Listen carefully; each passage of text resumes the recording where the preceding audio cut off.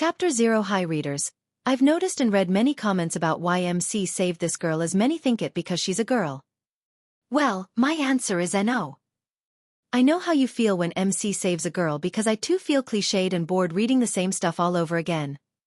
But believe me, this has nothing to do with gender, and if you read the later chapters, you notice that even though she's a girl, he would not give her any special treatment.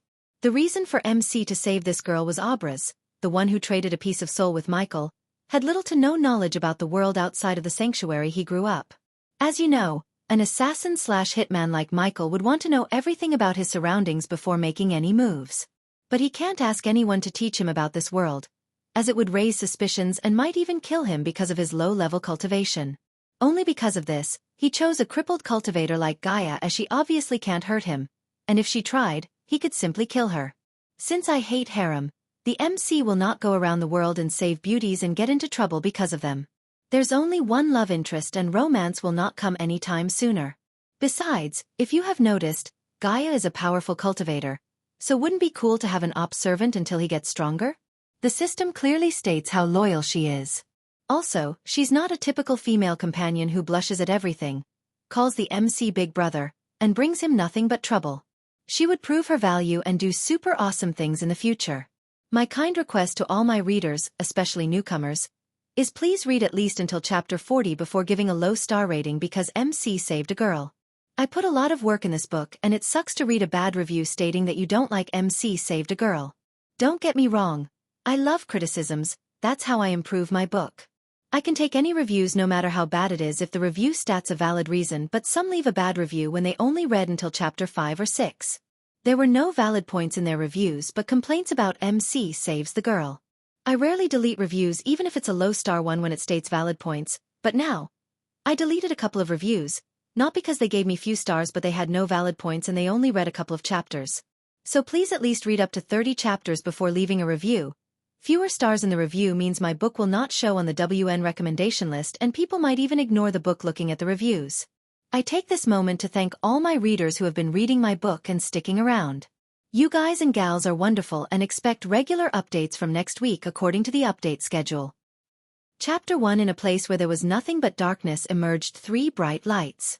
Each light shone 1,000 times brighter than the sun itself. Damn, where's that bloody thing disappeared? One of the lights sounded furious, and its voice reverberated through the surrounding emptiness. Relax, Omega 2. The biggest threat we had is gone. Now we simply need to search through the universe that we created and find that thing. Other lights calmly said as the 3 lights started to glow brighter. Did you feel that? We are getting stronger. That means the Omega 1 is dead. The 3rd light sounded like it was laughing. Because of that thing it took us 100 millennia to kill Omega 1. The furious Omega 2 shouted. We must find it before it falls into the wrong's hands. After the battle with the Omega 1, I can't fight another Omega. Even though the thing has the power to create another Omega, I don't think it can do that before we find it. What if it falls into the hands of our creations? We created them and we can certainly kill them and take what's ours. Now let's each take a sector of the universe and search, and don't forget our deal. Meanwhile, somewhere else, the village was littered with gore, blood, and bodies. Red, brown, and black were the new colors of what was once a secret hidden sanctuary, which has now become the stage of a disastrous fight. The air, which would normally be rich in scents of herbs, river, and the sounds of wildlife, now a hellish symphony of screams, explosions, and battle. The men adorned in full battle armor were slaughtering the hooded figures while more armored men surrounded the last hooded figure. Drop your sword, Abras, without you, we wouldn't have found this place. The least we can do is give you a swift, painless death, the man who wore full metal armor said as he removed his helmet and revealed his face. The evil grin and the scar on his face made him look even uglier. But Abras was not in the state to rate his face, as he was riddled with wounds and fighting with the overwhelming guilt in his heart. Looking around the dead bodies of everyone who raised him, Abras wanted to kill himself in the most painful way, considering everything that happened here was his fault. For the outside world, this place had been nothing but a myth until he fell in love with the girl who used him to reach this sanctuary. Even though his mind told him that everything was over and the cosmic stream that they swore to protect had fallen into the hands of the king of Wuxia, his heart refused to believe it and wanted to fight until he drew his last breath. The toll on both nature and sanctuary was enormous. It would likely take generations before this village could recover. It was clear gore, rubble and fire had engulfed the temple he used to pray at, schools he was studying, and the small houses he and his brothers lived in. Generations of elders protected this place and its secrecy, but it only took a girl and his love that destroyed the sanctuary. Whoever has the cosmic stream could tip the balance of the world, and that was why the elders of the first generation created this place and safeguarded the stream for years. But now, there were no more elders and he was the only protector standing alive. "Come on, kid, drop your sword, don't make this hard." "And oh!" Abras shouted and dashed towards the general with his last bit of strength. So be it, Booth would have had a hard time defeating Abras if he was at his peak, but now, Abras was injured and lost his hope. Still, Booth was surprised by the speed of Abras' movement as he barely evaded the sword pointed to his throat. Booth was glad that the princess seduced Abras to turn him into a disease carrier and weaken the elders. The alchemists and healers specially created the flu to weaken the elders, and if the elders weren't weakened by the flu, they wouldn't have stood a chance against them, as even a student like Abras was able to threaten them. Realizing that Abras still had some strength, Booth quickly conjured his arch-energy and formed a golden shield around him. "Now we can dance." The rest of the armored guards had already started rummaging through the bodies of Abras' friends to find valuables as Abras wiped off the blood pouring out of his mouth. He could feel that he won't be able to live anymore as his heartbeat started to decrease and his muscles started to give up. Booth saw his movements slowing down and quickly dashed at him as he landed a heavy blow to Abras' ribs. The blow sent Abras flying and landed on the ground after hitting the burning tree. Abras' vision became clouded and coughed more blood as he heard the mad laughter of the armored men. "General Booth, kill that kid, His Majesty is on his way." Yeah. Booth waved his hand and made his way to Abras while he tried to clear his vision. "Forgive me, Elder Wright. Forgive me, elders." Abras could see the smiling faces of Elder Wright, his teacher, and every who raised him since he was an infant. When their faces faded away and the face of Lila appeared in his mind, his anger erupted like a volcano. He used to recall her face and dream about a future with her, but now, he felt an overwhelming betrayal and anger. He thought she was an innocent farm girl from the nearby village when he first met her. As a disciple of the sanctuary, he was not supposed to interact with the outsiders, but when he saw a poor girl was going to be killed by a wild panther, he saved her.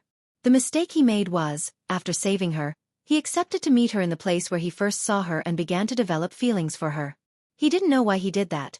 It might have been because he had no friends or interaction with the world outside other than the sanctuary, or her pure innocent look charmed him.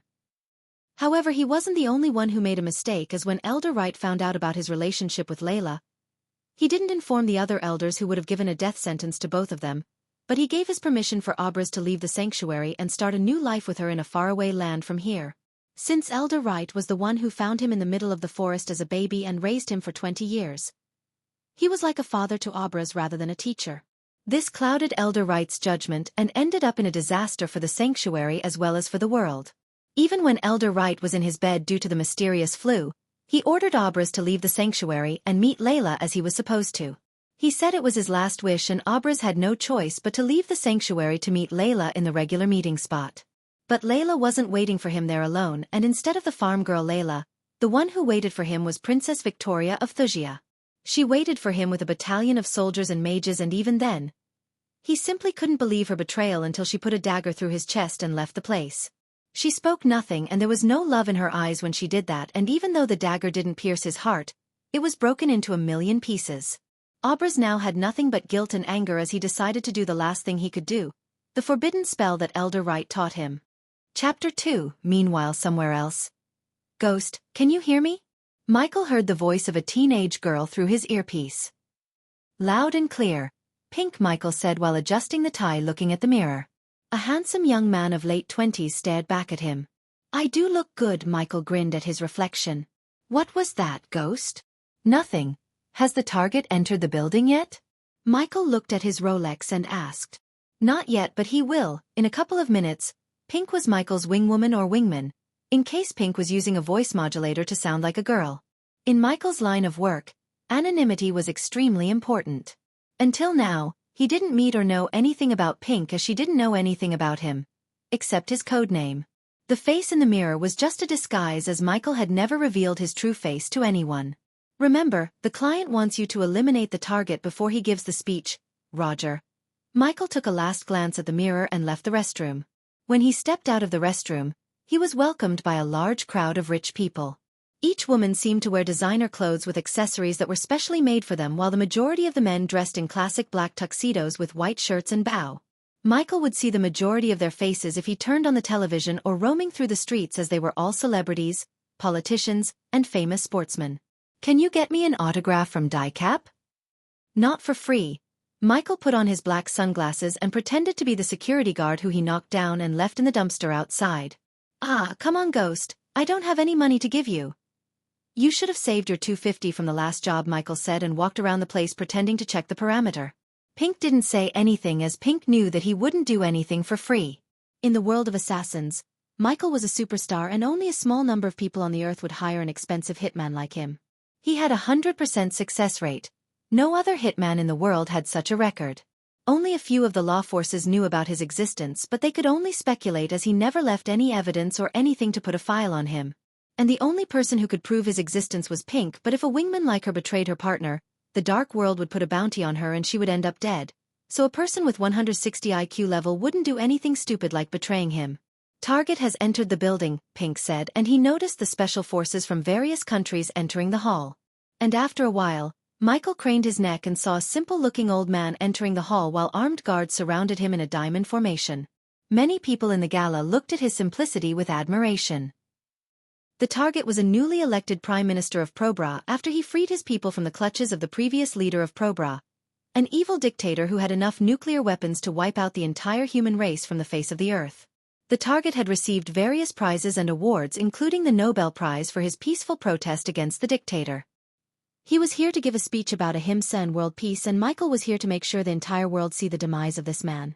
However, while everyone was looking at him like he's the god of peace, Michael snickered inside because the face that he was showing to the outside world was as fake as Michael's face. Michael had his own moral ethic. No matter the payment, he wouldn't kill an innocent, and Libor Barnes was not an innocent. Everyone thought Libor Barnes as the father of the free nation Probra, but failed to question how he survived under the dictator while protesting under his nose against him. No matter how peaceful he protested, a dictator like Pavel would have killed him a long time ago, but Libor survived.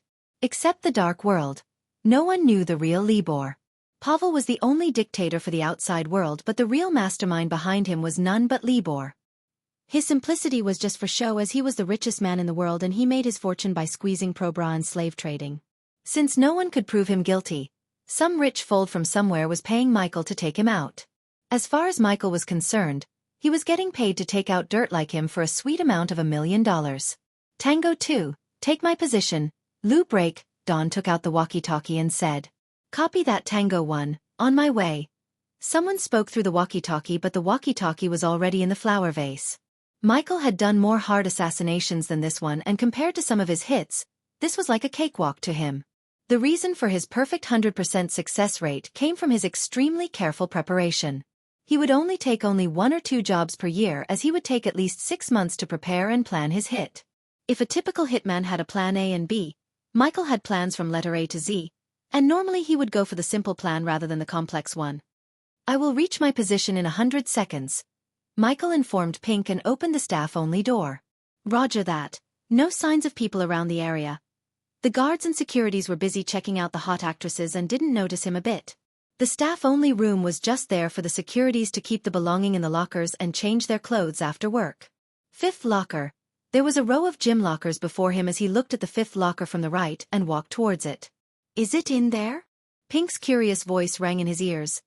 No. Michael didn't open the locker but jumped on the locker and slid the ceiling above him as it opened like a door. Only the engineer who designed this 5-star hotel and a few workers who knew about this until Michael hacked his computer and stole the original blueprints during the engineer's visit to Tahiti with his family. The engineer had no idea that Michael was the one who manipulated the travel agency data and selected him for the free trip program to Tahiti. "Damn, I hope these rats did not eat it." Michael climbed the ceiling and closed the entrance but frowned when he saw the rats running through the vent before him. "Eat what?" "Tell you later." "How's the parade going?" Michael whispered and crawled through the vent without making any noise. "Now they are crossing the 5th Avenue, 5 minutes till they reach your place." "Roger that." Going radio silence. "Catch you in the next job." "That much confidence, huh?" "Alrighty, see you later, Ghost." Pink disconnected the line while Michael set a 3-minute timer in his watch. And after crawling through the vent for exactly 1 minute, Michael saw the familiar black bag that he left in the vent 3 months ago. Reaching the black bag, he brushed away the dust and slowly opened the zip to reveal the Kel-Tec RFB sniper rifle with a thermal scope. However, the sniper wasn't made of metal and regular parts, but this rifle was custom-made for him using nothing but plastic. So when the security firm scanned the place with metal detectors and everything, they couldn't find it. Since it was made of plastic, the rifle could only fire one bullet because the heat produced by firing the bullet would melt and damage the rifle and render it useless. The bullet was made of a special type of plastic that could penetrate through the steel without making a noise. This rifle and bullet alone cost him 200 grand. And besides the cost, he had only one shot to take out Libor, and if he missed the shot, there wouldn't be a chance like this again and his reputation would be tainted. For minutes more, Michael turned on the thermal scope and aimed at the center of the hall where Libor would start his speech. Long live the free nation of Probra. Michael heard Libor's voice through the speakers in the hall, and aimed his crosshair at the head of the red figure in his thermal scope. Diddle diddle, we are so little. The moment he said the word little, he pulled the trigger, and boom, a sound like a watermelon exploded echoed through the hall. However, before even he could let a proud grin after his excellent bullseye, his whole world around him turned white and he heard a sudden ding sound in his head. Ding! Badass system activated. Chapter 3. What the hell? Michael was so confused, and everywhere he turned, he could only see the color white, like he was caged in a white box. What's happening? He slapped his face, but he didn't feel any pain. Huh! He knew he should have felt something as he tried to slap himself again, but his palm went right through him. It can't be. Just relax. Realizing something's very wrong, he took a deep breath and closed his eyes, and opened them again. But even then, nothing was changed. Am I dead? What was that voice I heard? He was trained to remain calm in any situation, as panicking would only make things worse in his line of work. Yet, no matter how hard he tried to calm and make sense out of this citation, he simply couldn't. Am I drugged? No, my watch would have indicated if there were any unknown substances in my blood, as he said. He lifted his wrist to look at his watch, but his Rolex was nowhere to be found on his wrist, and in fact, he just realized that he was naked. This is serious. He couldn't help but frown looking at his bare naked body, and even though he was naked, he couldn't feel anything or physically touch his body. Closing his eyes again, he tried to concentrate on what just happened and the voice he had heard, just after he pulled the trigger. The system is looking for a body for the host. Please wait. Just as the message rang out, he could see a window pop up before him, as information could be seen scattered across the screen. Host, Michael Cultivation Level, Arch Sensing Stage, Level 1 Experience Points, 0/1000 Badass Points. 0 Current Skills, none Occupation, none Status. In Spectral Form Goals, none Notable Skills, above average in Marksmanship and Combat. How? What? There was no one alive on Earth that knew his real name, but the screen was clearly showing his name and he couldn't figure out what this information was floating before him. Am I transmigrated? But why am I still in this form? He never would have thought that he would say these things, but the novels he read on Earth made him. The system, points, the cultivation, it must be that. He analyzed the situation calmly as he could, and he could tell that there's no other way to explain what's happening to him. Ding! The system has found a body for the host. As the ring sound appeared in his mind, the white background around him slowly started to fade away, and he found himself in what seemed to be a battle site. Forgive me, Elder Wright. Forgive me, elders. Michael tried to step back as he could when he saw a hooded figure crawling under his feet. Shit! He noticed a man in medieval knight armor walking towards him as he quickly looked for a weapon in instinct. But the man seemed not to notice him as his gaze was on the figure under Michael's feet. Relenus perficasi silicus ventidius vengii virtula. As an assassin, he had enhanced hearing and he was able to tell that the hooded figure had said something in a foreign language. And just when he said these words, everything around him seemed to be paused, as the flames, the wind, the man who was walking towards him, and everything was stopped like in the movies. Hey, can you hear me? Since only the hooded figure was moving, he shouted at him. But surprisingly, a small ball of light emerged out of the hooded figure and started to take the form of a human before him. And when Michael saw the youth who was standing before him, he was startled, and the youth also looked shocked. Michael felt like he was looking at himself from 9 years ago. The youth before him resembled his younger self. Who are you? Michael asked the youth before him, but the youth just shook his head. There's no time to explain. I don't know whether you're the devil or not, but please take my remaining soul energy and avenge my people. Promise me. Michael could see an immense amount of sadness in the eyes of this youth when he asked him. The system suggests the host promise Abras. Finding a suitable body like this again would take 20 years. The system sounded like a warning as Abras stared at him for his answer. It must be fate, Michael sighed. What were the chances of him meeting his younger self in a circumstance like this, and not to mention he seemed to have a system like in the novels? I promise. Michael reached his hand out towards Abras as he didn't want to wait another 20 years in this form, and more than that. He couldn't say no to him. There was no smile or relief in Abras' face, but grief as he took a last glance at the place around him before turning into a ball of light and flew right into Michael. The transmigration process has started. Please wait. The robotic voice of the system appeared again in his mind, and then he was pulled towards Abras' body. After 2 days, through the heart of the forest, an idle river carried all the debris that fell in from above slowly downstream. Large branches sprouted from the trees and reached into the murky water as if trying to scoop up the swarming fish. Although the warm water was an olive color from the swirling mud and micro-sized organisms, one could see the underwater wildlife flourish in the shallow part. Swamp-like vegetation and old, rotting trees crept into the river's edge and created slimy pools of debris from withered leaves and twigs. Among the debris, a body was floating and moving downstream. And suddenly a ray of sunlight shone down and pierced through the closed eyes of Michael, who was floating on the river, and abruptly awoken by it. Opening his eyes, he realized he was floating on the river, and he quickly started to swim towards the shore before the river met a waterfall. Even though he only swam for a couple of minutes, he felt very tired and exhausted as he lay on the wet sand for a moment. But when he relaxed his body, he felt extreme pain in his mind as someone hitting his head with the hammer. He clutched his head in pain while a great number of memories, both foreign and familiar, flooded his mind. Ah! Michael couldn't hold back the anger and shout at the sky with all his might. He felt overwhelming guilt, anger, helplessness, and betrayal at the same time. These memories and feelings were so lifelike that they almost felt as if he had experienced them himself. In a short amount of time, he experienced the whole life of Abras. That bitch. After separating his own memories from those of belonging to Abras, Michael's face was full of anger. Transmigration completed. Host can now access the system. The familiar sound appeared in Michael's mind and drew his attention. Host has received a gift bag from the system. Do you wish to open it now? The time around him seemed to be stopped when the screen appeared before him. Alright, let's see what I'm dealing with. Open the gift bag instantly. The page in his vision transformed into a golden box. The box opened as several beams of light streamed out before fading away. Congratulations, Host Michael, for obtaining the initial level experience pill. Using the pill would give 10,000 XP. Congratulations to Host Michael for obtaining 2 healing potions. Using this potion would completely heal the host and cancel out any negative effects, and the host would be invulnerable to attacks for 2 minutes. Congratulations to Host Michael for obtaining the beginners. Several dings continued to ring in his mind as the interfaces tuned red, ding. The system has detected that the host is too weak and insists on the host to consume the XP pill immediately. System, how do I use the pill? The interface changed when he asked, do you wish to? Yes, I do. Michael rushed the system before it could complete the question, as in his mind he could hear a series of messages from the system. Frowny face. Host Michael used the initial experience pill and received 10,000 experience points. Congratulations to Host Michael for leveling up. The current stage is Arch Sensing Level 1. Congratulations to Host Michael for leveling up. The current stage is Arch Sensing Level 2. Congratulations to Host Michael for leveling up. The current stage is Arch Sensing Level 3. Congratulations to Host Michael for leveling up. The current stage is Arch Sensing Level 4.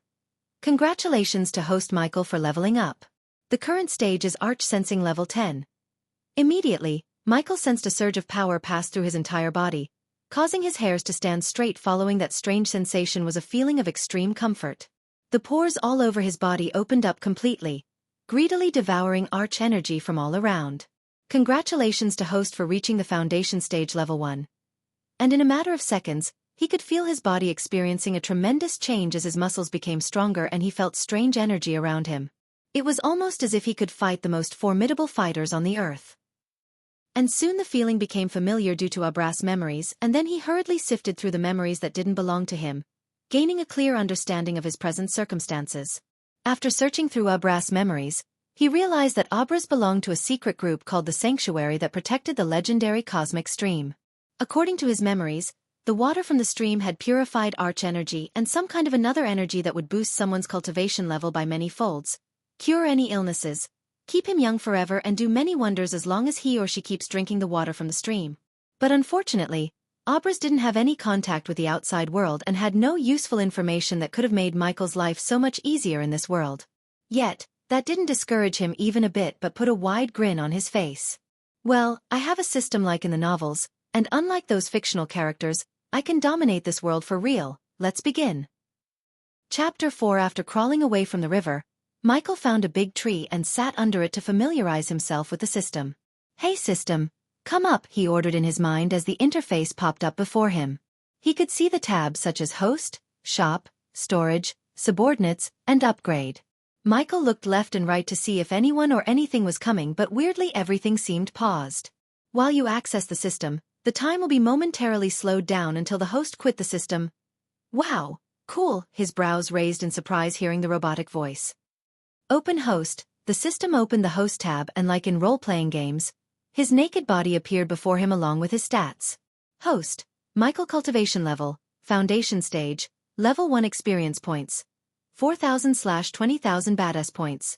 0 Current Skills, None Occupation, None Status. Healthy Goals, None Notable Skills, Above Average in Marksmanship, Proficient in Close Combat, Proficient A brass skills merged with him so he instantly learned everything that Abras learned in his lifetime. Let's see what's in the storage. The storage tab opened to reveal a couple of items lying before him, and when he concentrated, the details and attributes of the items appeared above them. The first item in his storage was a black tactical knife as the knife appeared in his hand. Perfect balance and very sharp. He touched the knife's blade with his thumb and said, Name, Seal Pup Elite Blade Length. 6. 75 inches total length. 12.00 inches total weight. 5. 40 ounces special trait. Can penetrate the defense of anyone under body strengthening stage, level 6. System, list all these cultivation level in ascending order. The interface changed and a list of cultivation levels appeared before him. Arch Sensing Stage, Foundation Stage, Body Refining Stage, Body Strengthening Stage, Core Formation Stage, Core Strengthening Stage, Soul Refining Stage, Fusion Stage, Half Immortal asterisk. System needs to be upgraded to reveal the next levels at the end of the list. A red warning label appeared. Upgrade? What level are you now? How do I upgrade you? Current system version is 1.0. The system needs 10,000 badass points to be upgraded to version 2.0 inch. Let me guess. More functions and more shop items will be unlocked only if I upgrade you. Michael read enough novels in his free time to realize how the system might work. The host is correct. How do I earn these badass points? Is there a guide or how to list? Whenever the host acts badass, the system will reward you with badass points. Not to boast, but I'm a badass system, so it won't be hard. Michael proudly grinned and expected an answer from the system, but he didn't get one. He already checked the healing potion, so he moved to the next item, which was a blue gift box. Does the host want to open the box? No shit, Sherlock. Open it with a flash of light. The box opened and a black dress appeared. Wait a minute. Is this? Michael didn't need any introduction to the dress because it was one of the most iconic costumes in his world. The black costume of Neo from the Matrix movies. Item name, Neo Costume Special Trait. None Durability. 6 months, equip it. Since he was naked in a new world and this costume looked super cool on him, he ordered the system. The costume fitted him perfectly, but he noticed something was missing. Hey system. Where are the sunglasses that come with this costume? Does the host wish to buy the Neo black sunglasses? Yeah, give me that. The interface changed and entered into the shop tab where he saw the black sunglasses floating before him. 300 badass points? Shit, I don't have much. Then the system recommends the host to explore this world and earn more points. Let me browse the store for more. The shop was categorized into weapons, potions, armors, and miscellaneous. The moment he saw the weapons tab, he opened it with his mind, and a huge range of guns, knives, bows, and a lot more appeared. A Navy Colt is 10,000 badass points? Hey system. Isn't that too much? Even though he didn't know the value of the badass points, 10,000 for an old Colt seemed to be very pricey. A gun is too overpowered for this world, hence the price. The system recommends the host to explore the world and earn badass points. Considering a simple Colt was this expensive, he didn't even look at the other weapons as he moved to the miscellaneous tab. There were a few cards that appeared and he looked at the first card. Name, Surrounding Scanner Function. Scan the host's surrounding for the presence of life area of effect. Small current level. Level 1 next level. Scan will identify potential threats. The area of effect will be increased. Price, 300 badass points. Might come in handy. What's next? He scrolled to select the next item name. Teleporter function. Teleport the host to a different place instantly. Distance. Small current level. Level 1 next level. The distance will be increased. Price. 700 badass points. Teleporter, huh?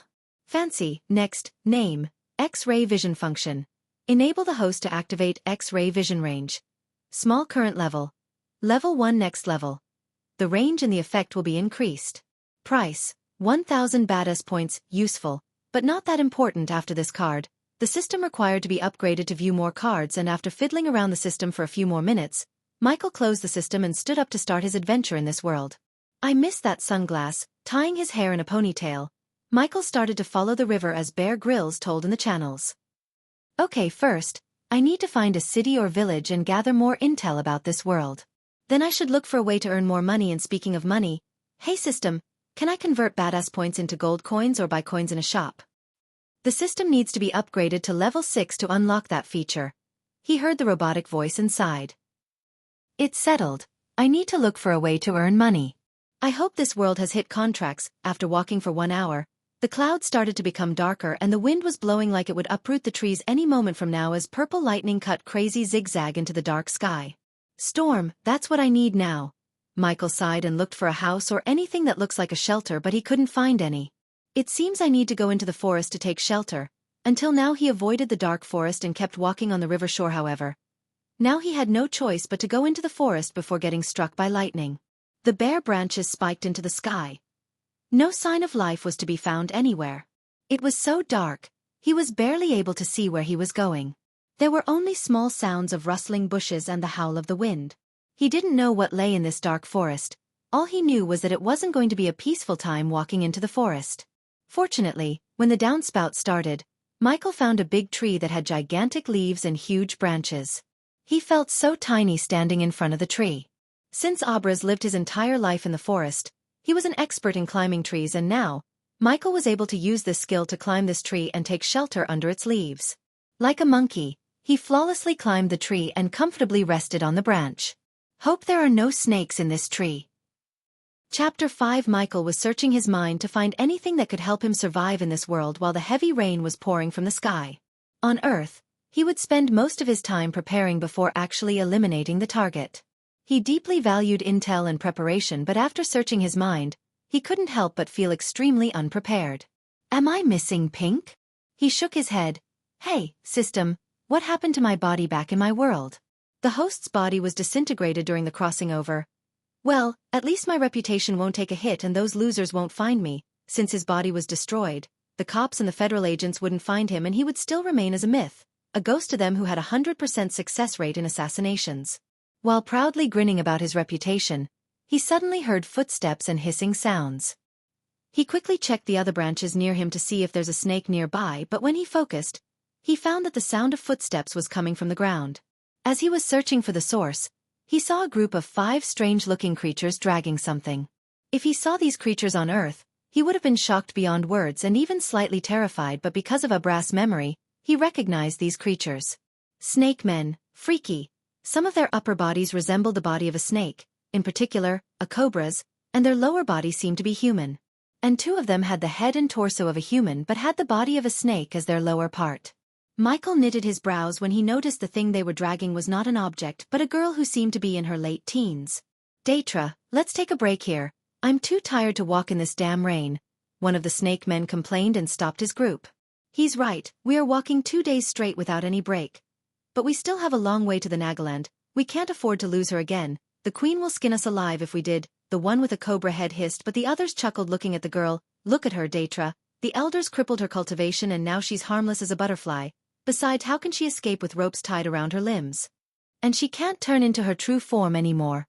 Michael looked closer at the girl and found a small glimmer of snakeskin on her neck and realized that she wasn't a human but one of them.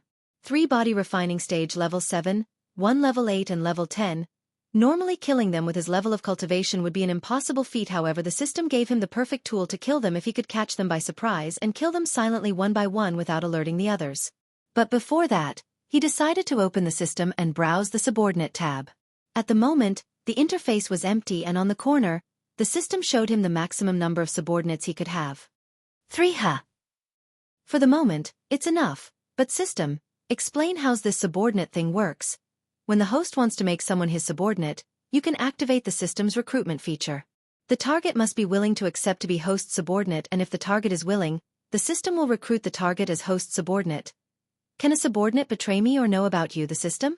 Host doesn't have to worry about that. A subordinate cannot betray or harm the host in any way, and if the subordinate acts in any way that brings harm to the host, the system would activate the countermeasure and eliminate or punish the subordinate before the subordinate could harm the host.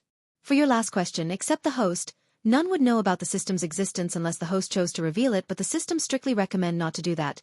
Cool, that's what I like to hear, and am not crazy and dumb enough to say that I have a system in my mind.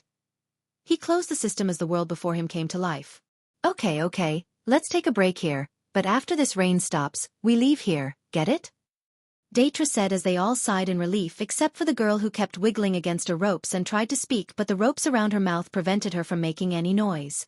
Good, go to sleep. Snakes. Michael watched them from above and felt like the predator from the movies.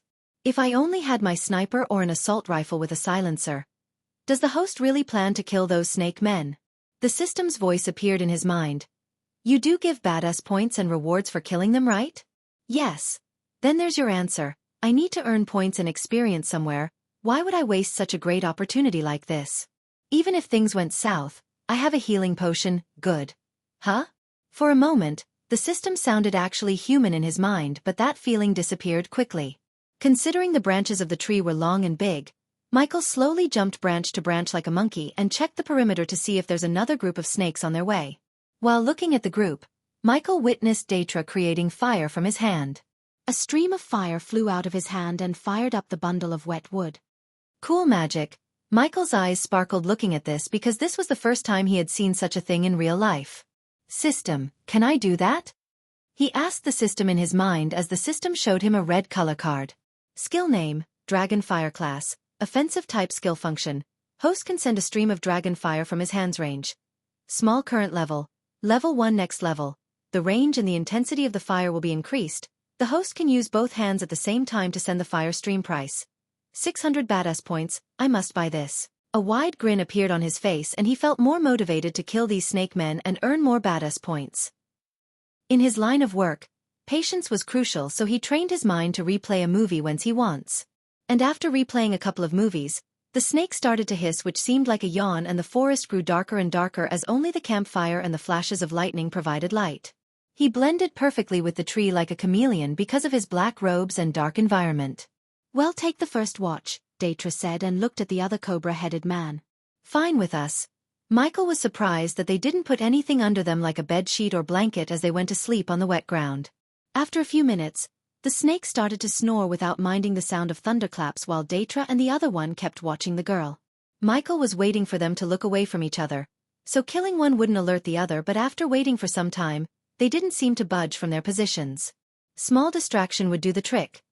He looked at the tree behind Daetra, which had a huge stem that would block the other snake's sight if he kills Daetra. Planning his next move, he leaped towards another branch and appeared right above Datra's head. He cut a small stick from the tree using his knife that felt like cutting a banana with a hot knife.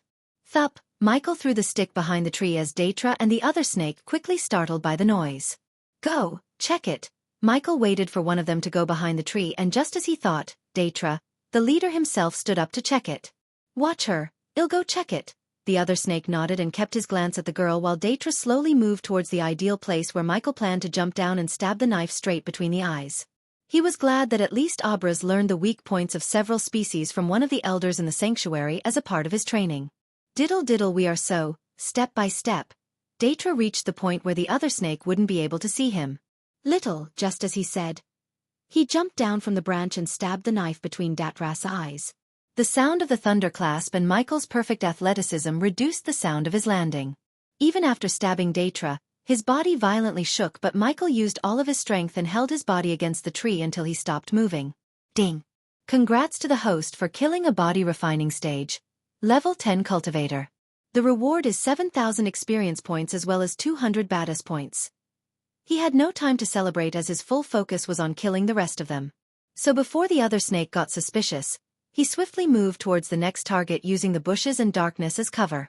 Duh! Just when the other snake opened his mouth to call for his friend, Michael came behind him and sent his knife through his forehead, and dragged him away from the campfire and the sleeping snakes. The girl's eyes widened in shock and surprise seeing the turn of events, but she didn't make any noises that could alert and wake the snakes up. Ding! Congrats to the host for killing a body refining stage.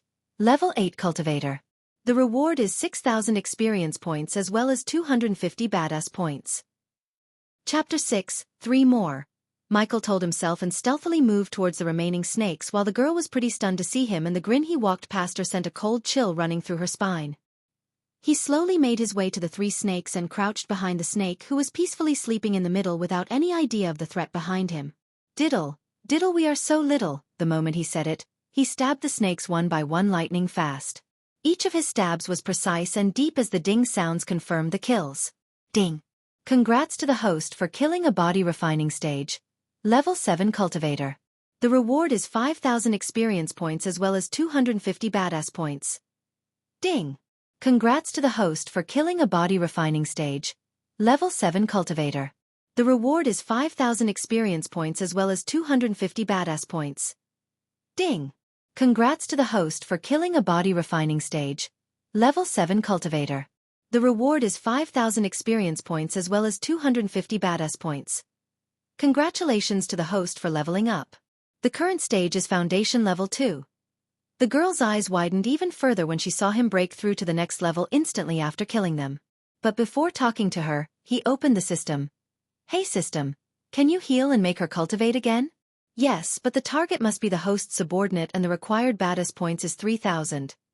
Did you think I'm going to heal someone out of the goodness of my heart? Let's see if she can be any help to us. He closed the system and slowly made his way towards the girl while playing with a knife in his hand. Hi there, he waved and crouched before her. Are you going to scream if I cut your rope? The girl shook her head as he smiled. Good. Cough, cough, cough. She coughed and took a few deep breaths. Who the F***K are you? Where the F***K did you come from? Come on, cut these ropes, human. He was a little surprised by the words coming out of her mouth, and she sounded so arrogant and prideful. Ooh, feisty. I order you, lowly human, cut the ropes now. Or what? He asked, tilting his head. Didn't they cripple you? I don't know how powerful you were, but now, you're nothing but a crippled serpent. How dare? She became furious, but before she could finish her sentence, she felt the cold blade against her throat. Come on, finish what you were going to say. She swallowed and didn't utter a word. What cat got your tongue? What? What do you want, human? Since she was a predator herself, she knew a predator when she saw one, and the human before her radiated an aura of an apex predator. Now we are talking. Michael took back the knife and smiled. Since it's obvious that you're in a mess and I require some help from a native of this land, why don't we help each other? Humph, the girl snickered. If you can kill a core strengthening cultivator, I will gladly help you. But look at you, you are just at a foundation level. That bitch's maid is stronger than you. I'm not planning to be at foundation level for a long time, and even if I can kill that bitch, he air quoted the word bitch and continued. I won't do it for free, but what I am offering to you is, if you accept to be my subordinate, I can heal your crippled cultivation when I get stronger. She was taken back by surprise for a moment, but in a few seconds, she started to laugh like a maniac. You think I fall for that crap? No one can heal a crippled cultivation human. There was a slight sadness mixed in her voice when she said. Hearing her, he opened up the system. Hey system, can you have anything that could make her believe that I can heal her? A small white pill appeared in front of him. Basic tier revitalizing pill. The pill can partially heal the cultivation crippleness of the target. How much? He knew that the system wouldn't give this pill for free, as he needed to buy this using his badass points, 50 badass points. If host buy 100 pill bottle, the system can make an offer of 4,000 points. Geez, you sound like a cheap agent. Give me one. He growled and bought a pill from the system shop. Crap, huh? The girl saw a white pill appearing in his hand. What is the? Before she could ask, he put the pill into her mouth and forced her to swallow the pill. And just as she was struggling, her surge of energy appeared in her body and her eyes widened in shock. I can feel the arch energy again. A wide grin appeared on her face, but her grin froze on her face when the effects disappeared. What the miraculous pill did you give me? Do you have more? Come one, give it to me? Give it to me. She moved closer, too close that he could even smell a tint of jasmine scent coming out of her hair. Whoa, easy there, tiger. It's only a sample. Agree to be my subordinate and help me get stronger. Then I will give you more. What do you mean by a subordinate? I'd rather be dead than be someone's slave. Her face turned very serious as he shook his head. Who said anything about being a slave? You just be my assistant. Do you know what an assistant is? She still seemed unconvinced as he stood up. All right, your loss. It seems you don't want a revenge. I'm sure that someone will come looking for you soon. Feel free to tell them what happened here, he said and took a step forward to leave. Hey! Wait, he halted his step when he heard her shout and turned back. I can accept to be your subordinate, but I won't sign any contract. System, does she need to sign a contract to be subordinate? No, the system only needs to say yes to be the host's subordinate willingly. She didn't know why he was suddenly smiling. No contract. Just say the word yes. Are you willing to be my subordinate? She was snickering inside, planning to rob him in his sleep, but didn't show her true feeling on her face. Yes, I am willing to be your subordinate. Does the host wish to accept Gaia as a subordinate? Gaia? Nice name. Yes, I do, system. Yes, I do. In a few seconds, Gaia's figure appeared before him alongside her stats, which were nothing but 0 at the moment due to her current state. But what stat surprised him was the loyalty stat subordinate. Gaia cultivation level. None race. Demi-human Naga race current skills. None status. Currently crippled loyalty towards the host. 0 inch. Why am I not surprised? And just as he was looking at her stats, a new window popped up. Does the host wish to eliminate or punish the subordinate in case they try to harm the host? For the moment, set it to punish. I think I'll see her getting punished very soon. With a smile, he exited the system and went to cut her ropes. Do you know the way to the nearest village or town? He asked while slashing the ropes. Yeah, if we travel to the north, we'll reach the port town. She pulled herself up after he cut her ropes. All right, now take anything that fetches us some coins. You want me to loot the corpses? She frowned and looked disgusted. Do you have any coins? No. Then yes, I want you to loot the corpse. Come on, move your ass, girl. She furiously rolled her eyes and deeply exhaled. I'll make this bastard pay for this. Just wait. You lowly human, she thought to herself, and walked towards the dead snakes to take their poison core, which could be sold in the adventurers' guilds. After collecting their poison cores, the two of them started to walk north. So are you going to tell me your name? Or do I have to call you human every time? Since this was going to be a long journey, she wanted to pass the time by making a conversation with him. You can call me Ghost. Who the F***K would call himself Ghost? The F***K who's called Gaia. Ding! Congratulations to the host for successfully being a badass. The reward is 50 badass points. I can earn points by being myself? Cool. He was proudly grinning while Gaia stopped walking and looked alarmed. How? How did you know my name? I didn't say my name. I have my ways. Now keep walking. I don't want to spend my night in this forest. Chapter 7. Gaia seemed like she knew the layout of the forest like the back of her hand. After a few hours of following her, Michael stepped out of the forest and finally saw some man-made structures for the first time in this world. Human, I can only accompany you this far? Suddenly Gaia stopped walking when they saw the huge city walls and a few guards in front of the gates. Since the rain was still pouring, there was no one around them. Why? These lowly humans are in a war with Nagas. If they see me, they'll report me to those F***King guards and throw me in jail. She said this but looked like she has some alternative way to the situation. I know you have a plan for the situation, Gaia. Spit it out, she grinned. You have some brains for a human, after all. I can merge with you using a special spell I know. System, what is she talking about? The host can buy the firewall protection from the shop to protect himself from any items to hijack the host's body or mind. At this point, he wasn't surprised to hear the system trying to get himself to spend badass points. How much? 200 badass points, and the system will protect the system for a year. Like a virus guard, huh? Alright, buy and use it. A golden layer appeared around his body on the interface as he felt a warm feeling in his body. Protective shield activated. With a relieved sigh, he exited the system and looked to see what she's planning. Oh, special spell, huh? Are there any side effects? Of course there are no side effects, human. Just give me your hand. Her acting skills were so good, as she said with a sincere look on her face. He held out his right hand while Gaia closed her eyes and chanted something under her breath. And in a few seconds, she transformed herself into a little white snake and coiled around his wrist. Then he pulled up his sleeve and saw a tattoo of a snake on his wrist. Cool, tat. He started to feel the tattoo by touching it. Take your hands away from me, human. Huh? You can talk. The tattoo didn't move, but he heard Gaia's voice crystal clear in his mind. Yes, I can talk and see what you see and hear what you hear. Well, I hope you close your eyes when I change before the mirror. Hee hee. Perv, she growled as he chuckled and walked towards the city gate to enter the town. What's this town's name? The humans call this place the river town, but I call this a shithole. Don't get me into trouble talking like this, or you'll pay for it. No one will hear me except you human. It was obvious that she didn't like to be threatened by hearing the irritation in her voice as he reached the city gates.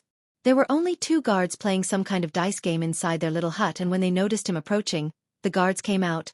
Hold there, what's your purpose for coming to the river town? To end your pathetic lives, shitheads, Gaia said, and it was fortunate that they couldn't hear her. To stay the night and look for a job, sir. He was furious that even these guards were at the foundation level 7 and stronger than him. Another adventurer. Why am I not surprised? The guard sighed and signaled the guard to open the gates. Go on, kid, stay out of trouble. The guard returned to his game while Michael nodded politely and entered the town. Rivertown looked majestic with its elmwood rooftops, limestone walls, and aromatic flowers. This town resembled the medieval fantasy towns that he had seen in the movies, but it looked more beautiful in real life than in the movies. The main attraction was the tall building at the center of the town, which seemed to be built using marble stones with beautiful architecture that slightly matched the architecture of the White House. Why are you looking at the Adventurer Guild like it's a big deal? Compared to my palace, it's just a shithole. What do you do in the palace? Clean it. He chuckled. Clean it? I am a princess, you asshole. Well, I was until that bitch. Wait, why am I telling you this? Let's just go sell these poison core and earn some money. While walking towards the guild, he noticed a tavern that seemed to be the most crowded place in the town. And the sweet aroma of hot-baked loaves of bread and something else made his stomach growl. As he reached the guild, he saw a few groups of humans gathered before the guild and discussing. They stared at him for a few seconds and then snickered and turned away. Look at their arrogant faces. These shitholes are only body refining stage but acts like immortals. Amateurs, just ignore them. In his previous life, he met his fair share of amateurs who would act proud and arrogant after completing one hit. Because of their arrogance, they often ended up behind the bars, but the reason for the ghost's success, he never let the pride and ego reach his head. When he walked through the front door, his clothes and body were dried up by a hot wave as he felt warm and pleasant. The inside pretty much resembled a 5-star hotel, and he couldn't believe such a fancy place exists in a small town like this. Just like the hotel, the first thing he saw was the receptionist, who was busy dealing with the other adventurers. While waiting, he roamed around the hall and looked at the painting of old people hanging on the wall, and checked the marvelous fountain in the middle of it. The ground was spotless, and he could even see his reflection on the marble tiles. Young master. The receptionist waved at him after dealing with the others as he walked towards her and retrieved the poison cores of the snakes. How may I help you, young master? There was a tint of redness on her cheeks, and Michael had no idea why she's blushing since he didn't even use a single pickup line or flirt with her. I need to sell these. Can you help me with this? He retrieved the poison cores from his pocket and placed it on the table. The girl's eyes went wide in surprise because the cores definitely belonged to the body refining stage snake men, but the youth before her was only a foundation-level cultivator. Young master, where did you get these? I killed them and took it from them. But? Is there any problem, miss? He kept his smile, but his stare was serious as the girl quickly shook her head. Of course not, young master. 5 body refining stage cores will fetch you 100 silver coins. If the young master can wait a few moments, I'll go and bring you the coins. Thank you, miss. I'll wait here. When the girl went into the room behind her with the poison cores, he noticed a board with notices pinned to it. What's this? Quest board? As he said, he started to read the notices to find something that was suitable for him. Pardon me, adventurer. I'm in need of your service. Our crops have failed, and to make matters worse, we're constantly harassed, robbed, and sometimes even killed by those pesky brutes. Hero, would you be so kind as to get rid of those horrible miscreants? I'd love to join you, but it'll be up to you. I don't want to get in the way. You are fully capable of handling those miscreants. Try to kill all those who stand in your way. We don't need their filth in our lands. Should you succeed, I will be able to repay you handsomely. It'll be worth your troubles. Now hurry, champion, there's no time to waste. Excuse me, traveler. I need your help. My brother is such an idiot. He keeps pulling pranks on me and I'm sick and tired of it. It's time for payback, and I know the perfect way to do it. My brother is scared of forest spirits. They're not real, but I'm going to make him believe they are.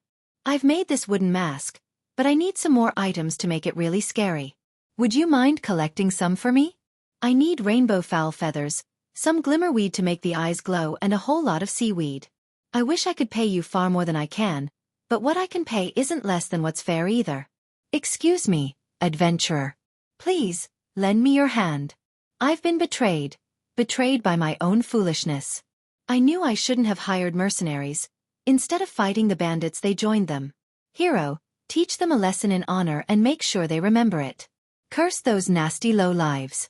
I'm in no state to fight, but I know you'll manage without me. Be careful, hero. Don't underestimate those low-lives. Try to take down as many of them as possible. The less of a threat they pose, the better. Reward, 60 silver coin per head. This last one seems interesting. And dangerous too. Don't get cocky, human. You're just only a foundation stage cultivator. Pick something to your level, like fetching ingredients for the mask. The system recommends the host to take this quest. More the legend of the host grows, you'll receive better items from the system. Cool. He had already decided to take on this quest because only by killing more people, he could earn more experience points and level up. Chapter 8, Young Master. The girl called out to him when she came back with a pouch of coins. 200 silver coins as promised, young master. Please check it, 200 silver coins, the system's voice rang in his mind. No need, I need your help with something else though. Please tell me, young master. I decided to take this quest. Is there a procedure I have to take care of before taking a quest? The girl nodded and took out a small form from her desk. You need to register with the Adventure Guild, young master. Do you wish to join the guild now? Yes, I do. Wonderful. The girl revealed all of her pearl-white teeth by letting out a wide grin. Please fill this form, young master. The form had pretty standard stuff like name, cultivation level, party name, and party members. Michael didn't plan to form a party as he liked to do things alone, and the only reason he was putting up with Gaia was she had knowledge about this world and he could use that knowledge to his advantage. He thought of her as Pink, his aide in the earth. But he was planning to recruit more people as his subordinates and expand his influence throughout the world, so he could sit back and enjoy the wealth created by them while growing stronger and stronger. For the time being, he liked to do things alone like a lone wolf. So on the form, he only filled his name and cultivation level and left everything else blank. The ghost. The girl looked perplexed looking at his name, but it was quite usual for the adventurers to use names like these. Therefore she didn't ask any question. Young master, if you don't know any party to join, the guild can suggest you parties that look for one more member? No need, I like to work alone. I'm right here, Gaia's voice sounded in his mind. But young master? I can look after myself, miss, trust me. Pretty face and no brains, pity. What a handsome lad, but he's going to end up dead, the girl sighed inside and nodded. After taking one last glance at the form, a white light appeared from the girl's hand as she scanned the form using the light. Hey, race your adventurer card, young master. If you lose it, you have to pay 50 silver coins at any of our branches and receive another one. Each quest you successfully complete will give you points and added to your card. Harder the quest, more points you'll earn, and more points you earn, the more high-value quest will be presented to you by the guild. As she said, she gave him his adventurer card. It was a yellow card the size of a credit card with his name etched on it. Young master, what's the quest that you wish to take? He placed the notice on the table, but when the girl saw the notice, her eyes widened in shock. Young master, this quest, are you sure you want to take this? This is marked by the disciples of the Morning Star sect. Those shitheads again, F***K. Can I take it or not? He had read enough novels to realize that most of the sects are just assholes who like to bully the weak, and he didn't like to be bullied. Young master, you can, but... Let me guess. No one would take the quests that have this mark. He pointed at the star mark on the corner of the notice as the girl nodded. I'm taking this. If they have any problem with that, they can find me. Ding! Congratulations to the host for successfully being a badass. The reward is 50 badass points and a teleportation scroll. You shouldn't have done that, human. He didn't mind Gaia as he put the card in the pouch in his pocket and left the guild, leaving everyone who heard he was taking the Morning Star's quest stunned. He's dead. What an arrogant kid. Look, he's just at foundation stage. Look at his clothes. I bet he came from another kingdom and know nothing about Elin. On his way out, he heard several people muttering about him as he exited the building and made his way towards the tavern he saw earlier. Shit, human, that was a dumb move. If you get killed, they'll get me too, and how can you heal me if you're dead? Relax, I'm not the one who dies, sweetheart. I'm the one who kills. Ding! Congratulations to the host for successfully being a badass. The reward is 50 badass points. You better not die, human. I don't want to get caught by lowly humans and sold to Nagaland. We think about that later. Now I want to eat and get a good sleep listening to the rain and thunder. Lucky Cat Tavern. From the outside, the tavern looks snug, intimate and warm. Large and small stones and marble stones made up most of the building's outer structure. It was impossible to see through the stained glass windows, but despite the sound of thunderclaps and rain hitting the roofs, the warm noises from within could be felt outside. As he entered the tavern through the hard wooden door, he was welcomed by laughing voices and the smile of a waitress. The bartender was working hard but still managed to welcome him with a smile. It was as charming inside as it was on the outside. Several walls supported the upper floor and the rows of small candles attached to them. The walls were littered with so many different memorabilia. He was not sure if they tried going for a specific style at one time or just put up anything they liked. The tavern itself was packed. Adventurers seemed to be the primary clientele here, which would often lead to exciting evenings. Several long tables were occupied by what must be separate groups who have bonded over great food and conversation. The other, smaller tables were also occupied by people who clearly enjoy each other's company, though they seem to be strangers who have met here. Even most of the stools at the bar are occupied, though nobody seemed to mind more company. Making his way through the crowd, he managed to find a seat and waved at the waitress as she came running to him with a wide grin on her face. "Welcome to Lucky Cat's, young master. What can I get you?" He was surprised by the beauty of this girl because if she was in his world, she could have been a dazzling actress. She had the perfect figure and golden blonde hair to complement her rosy cheek and fairness. But she seemed like the person who gets harassed by these adventures and strangers, so he didn't say anything about her beauty and hit on her. "What's on the menu?" Pan-fried lemon yak, smoked beets, and lemon mammoth tenderized rice and fish, and finally today's special poached creamy mutton. He had never heard of these dishes and couldn't wait to try, especially the special, "Give me a special. That be 10 silver. What do you want to drink?" "Young master, we have ale and freshly brewed beer. Just hot water, put some lemon and mint leaves if you have any." The waitress seemed surprised but she nodded and ran back to the kitchen to bring his order. "Do you want anything?" he asked Gaia, slightly brushing his wrist. "Humph, how could I eat in a place like this? I have standards, human, unlike some, even with crippled cultivation, you still act bitchy. They should have broken your mouth instead of the meridians." "Hiss," she hissed at him, but that only made him grin.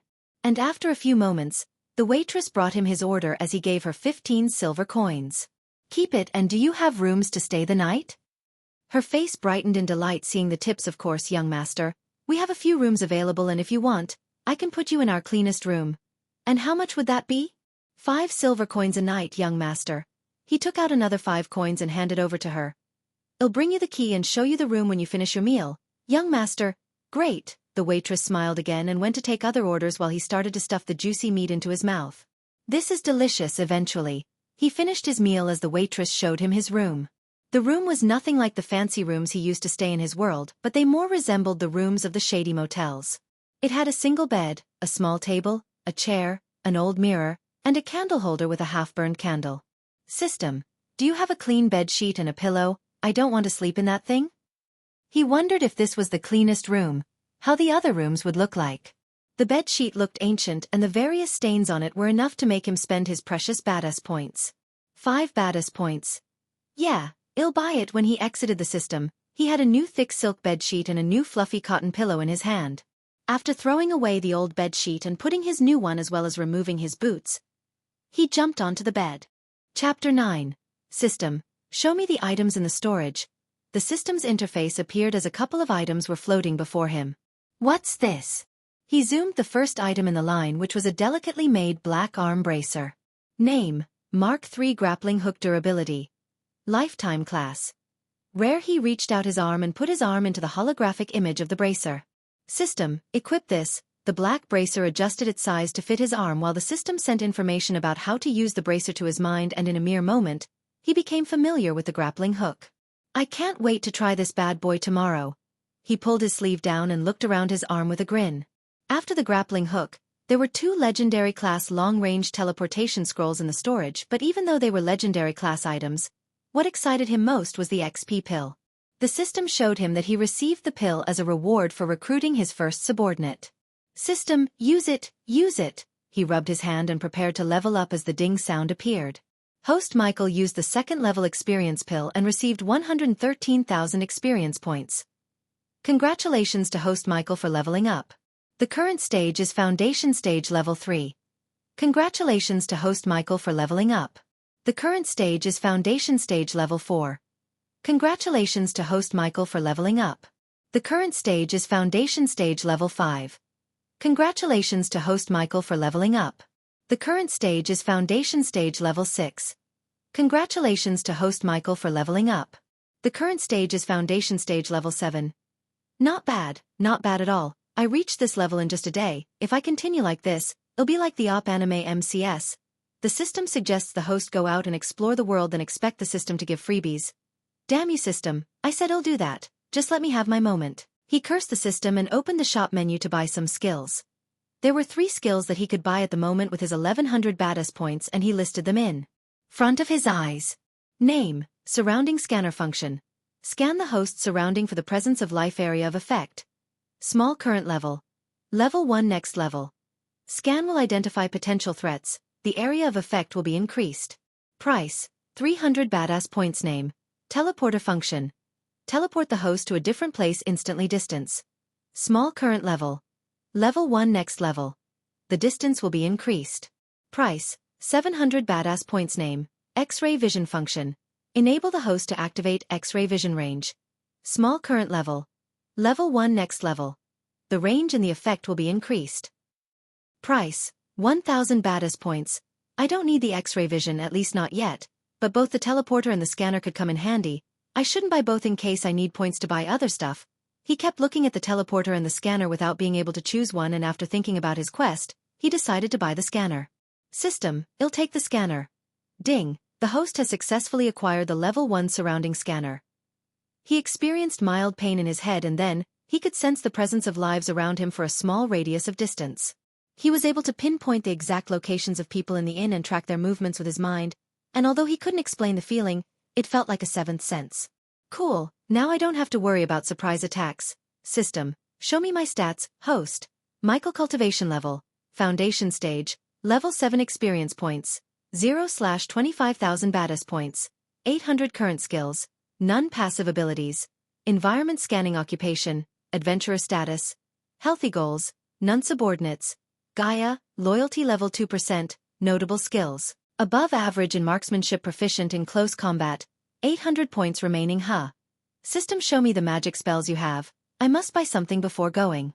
For the next quest, spell name, Felenergo effect, envelope the caster's weapon with a fiery energy upgradable. No cost, 200 badass points. Cool, but I need to buy a spell. Offensive spells will be better. He waved his hand and looked at the next spell. Spell name, Arirus effect, creates a barrier of frosty energy. Upgradable, no cost, 200 badass points. Not upgradable. Nah. Spell name, Incentini's effect, summons a magical guardian spirit.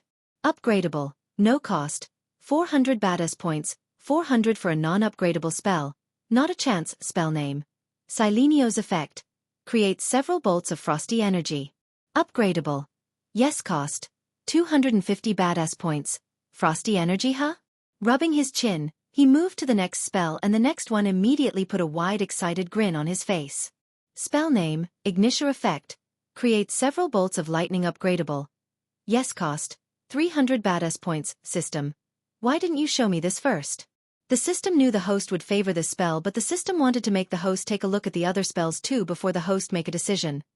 The last spell, the lightning bolts, would come from my hand, right? I don't want a spell that sends out bolts of lightning from my butt. I can't even imagine that. Yes, from hand. Host, he noticed the system sounds different, like it was annoyed by his question. Alright, take my points and give me that spell. Ding, the host has successfully acquired the level 1 Ignitia. Again, like before, a mild pain appeared in the head as the system imprinted the spell's workings in his brain. Learning the spell. He conjured the arch energy and created a few tiny bolts of lightning with his finger as his eyes sparkled in excitement and joy. So, he could tell that the more arch energy he uses, the more powerful the bolt would be. Let's take a look at the adventurer card. He retrieved the golden card from his pocket as a holographic image appeared from the card and showed him which seemed to be the map of this kingdom. On the map, a small area was marked by a red circle, and this might be the location of the quest. I should rest a few hours and go there in the night, as he said. He closed the system and laid on the bed to get a good sleep before going after the bandits and the mercenaries. It's a shame to stain this bedsheet with his blood, but where did he get these? Gaia transformed from a tiny white snake into her human form and menacingly staring at Michael, who was peacefully sleeping. Do you want this princess to be your assistant? I'll assist you by ending your pathetic human life. She slowly took the candle holder and licked the metal to coat it with her poison. Huh! Suddenly she noticed a slight smile on his face and stopped moving. He must be having some happy dreams. How cute, with an evil grin on her face. She sneaked towards him holding the candle holder in her hand. If I can take that miraculous pill, I can ask Sima to recreate the pill and then I will kill that bitch myself, she said to herself and raised the candle holder to stab him in the heart, but when she tried to stab him, her hands froze in the air as her body refused to move. What the F *** K? And then her whole body was thrown into the wall and created a big thumping sound when she hit the wall. Hey, we are trying to sleep here. Someone from the next room shouted as Gaia was clenching her gut and rolled on the ground in excruciating pain. The pain was like her organs were pierced by millions of needles, and the worst part was she couldn't open her mouth to scream. Well. Look at this, Gaia heard Michael's voice and slowly looked up to see him grinning like the devil himself. Didn't I say that I'm not the one who dies? He could tell that she was in extreme pain, but he didn't stop the system as he wanted her to experience the pain so she wouldn't try anything stupid like this again. The moment she left his body and thought about harming him, the system alerted him in his sleep but paused the system for a moment and let her think she could kill him. Is this how you repay me? It seems like I have to kill you. Gaia saw the black knife appear in his hand as she tried to crawl away from him. I hope you have a good poison core. I wasted my precious pill on you after all. Looking at his evil grin and the killing intent in his eyes made her shiver. No. Don't. The words barely escaped her mouth while he came to her and crouched before. Why shouldn't I kill you? You did try to kill me, he said as moving his knife's end on her face. Please, make it stop. Beg. You little by little, she was losing her consciousness. What if you try to kill me again? I promise. I won't. I think I can give you a second chance, but if I find you do something stupid like this again, I make you feel 1,000 times worse than what you feel right now, got it? She slowly nodded and in a flash, the pain completely disappeared but the terror she felt didn't. Chapter 10. How much farther? At the moment, Michael was walking through the mud road towards his quest. 2 miles, her usual arrogant witty self was nowhere to be found as she was very silent during his journey. Someone's having a bad day. Come on, princess, say something. Leave me be, human. Normally she would sound arrogant but now she sounded terrified. He thought he would like her to be silent but after traveling in silence for a long time, he missed the witty and arrogant princess. However, he knew what would cheer her up. Alright, your loss. I thought I should give you another pill or two. Really? Only if you stop acting like a crybaby. I can do that, human. Now give this princess the pills. Damn. He didn't expect she would change her mind so soon but it made him smile. Let's finish the job on hand, shall we? After that, I'll give you 2 pills, deal? Deal, let's go and kill some maggots. That's my girl. And oh, I'm not. He laughed and rushed towards his goal before the drizzle could extinguish the torch in his arm. Eventually, Michael came before a crossroads and saw the red mark on the map was not far away from here. On the horizon, he noticed a small village, and near to the crossroad, the forest and thick trees made this area a perfect ambush place for the bandits who could target the traveling merchants and the villagers on their way back to their village from the river town. We should have come in the day, human. Now the bandits will be in their camp. Exactly, now they will be at their camps drinking or sleeping, which makes them vulnerable. Even if you kill a few of them silently, you won't be able to kill all of them like that. I have a plan, Gaia being said. He ventured into the forest where the bandits most likely set a camp, and after a few minutes walking into the forest, he sensed a group of 15 people 50 meters away from him. I need a vantage point. Let's see what this bad boy can do. He aimed his grappling hook at the branch above him and like Batman, he took off from the ground and landed on the branch. Whoa, how did you? What is this thing? Where did you get it? Cool, huh? It's called Mark III grappling hook. Stick with me, I show you more cool stuff. What's Mark III? Who named it? I bet it might be those wretched dwarves. Whatever, give me that later. This princess want to try it. Why? Are you going to kill me with that? He said and moved to another branch using the hook. Damn you, human, I promised I won't. Besides, didn't you hurt me enough without thinking I'm a girl? Oh, don't pull that card on me, princess. I'm a strong believer of equality. Just Gaia was about to reply, she saw a campfire and a group of men around it. This must be their camp, Gaia said as Michael sensed 2 bandits were roaming away from the main camp alone. Even though there are no level 10 shits like Datra, each of these bandits are level 7 or 8 and counting their numbers, it won't be easy to kill them as you did with those snakes. If they find you, they can kill both of us with a single spell. They won't have time to cast any spells. It was so much easier for him to move from branch to branch using the hook than jumping. And in a few moments, he reached his first target, who was peeing without any worries. Gross, why did you make me see that? I am a free bird, whistle. Free bird. Just as he was singing, Michael landed behind him and stopped his horrible song by slitting his throat. Ding. Congrats to the host for killing a body refining stage. Level 6 cultivator. The reward is 4,500 experience points as well as 200 badass points. He didn't leave his body on the ground but took it with him and put it on the branch before moving to his next target. Pathetic, didn't even put a defense spell on himself. Gaia had no idea that even if he did have a spell on him, it wouldn't have made any difference since his knife could ignore the defense of anyone who's under the body strengthening stage, level 6. The next bandit was returning to his camp when Michael appeared before him and slit his throat like he did to the bandit a few minutes ago. Ding. Congrats to the host for killing a body refining stage. Level 6 cultivator. The reward is 4,500 experience points as well as 200 badass points. So far so good, 13 more to go. How the fuck did you break through to level 7 in a single day? Did you take restoration pills? Wait till you see me have another breakthrough. He grinned and swung to a branch that was closer to the main camp. How are you going to kill them with your level of cultivation? Gaia noticed that every single bandit was drinking and singing without sleeping. She couldn't guess how he's going to kill 13 body refining stage cultivators without the element of surprise or hunting them one by one like he always does. But when she was wondering about this, she saw a small cylinder-like thing appear in his hand. What's this? We call this the flashbang, as he said. He removed the pin and threw it at the center of the camp, and closed his eyes and ears. Boom! Just like he thought, the flashbang affected the area of the camp and threw the bandits off their balance as well as caused the much-needed chaos. Yet, he didn't jump down right away but threw the smoke bomb he bought from the shop. Fortunately, this world seemed to have a variant of a smoke bomb in the flashbang, so the price was way cheaper than the guns. Hey! The bandits shouted as Michael plunged his knife into the throat of his third bandit. Because of his sensing skill, he didn't get affected by the smoke as he picked the bandits one by one with inhuman speed. Ding!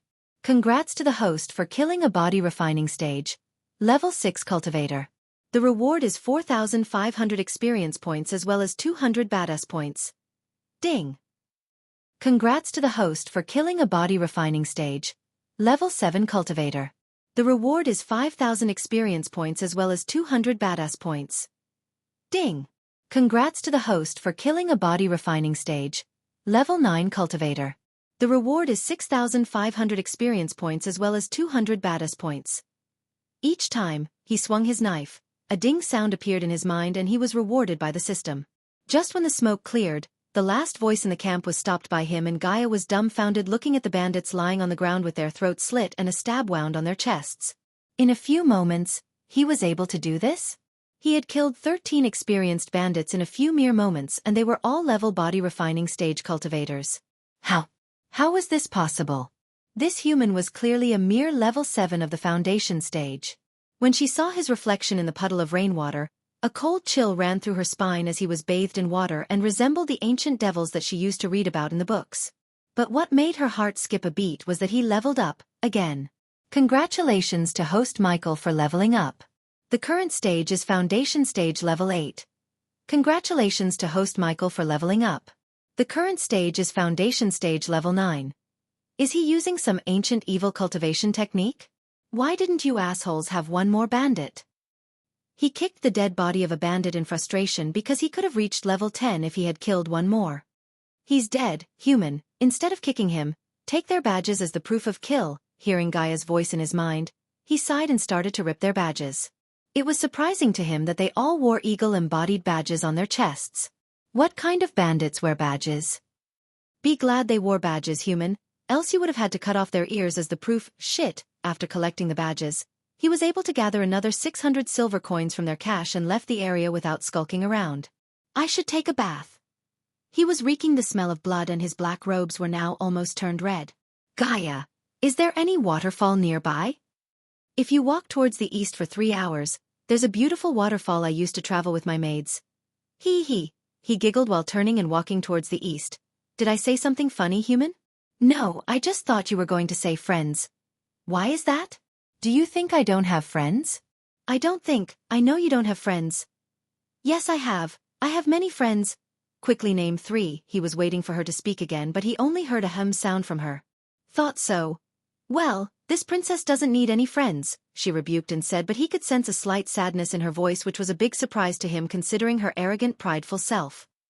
Chapter 11. After following Gaia's instruction for a few hours, the golden rays of sunlight appeared on the horizon. The sun rose like a flower opening, gifting its petals unto the world.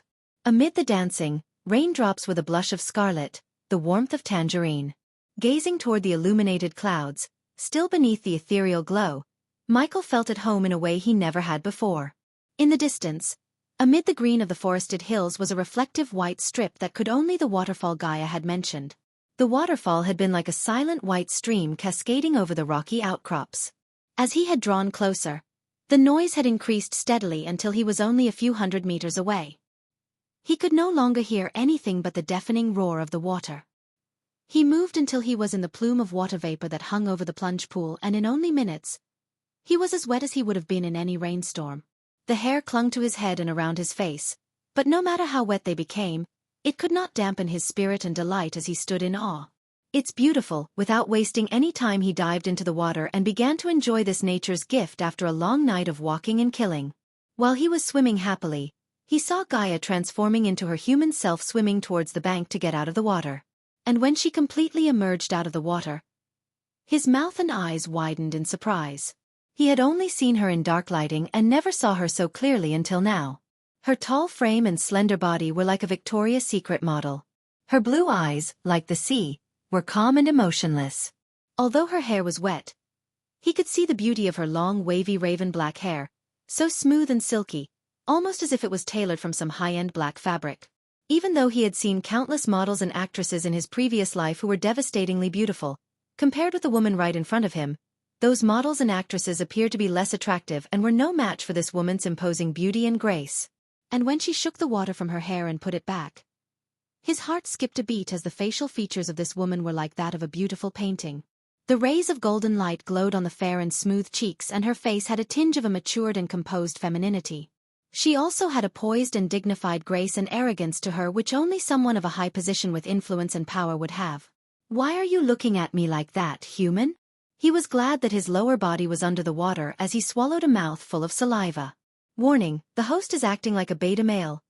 F*****KU system. Look at that girl. Any man would drool if they saw a girl like her. "Stop staring and give me those pills," she shouted and waved her hands as her wet white dress transformed into golden ones. She seemed to be purposefully flaunting her beauty by slowly correcting her dress and tying her hair into a ponytail.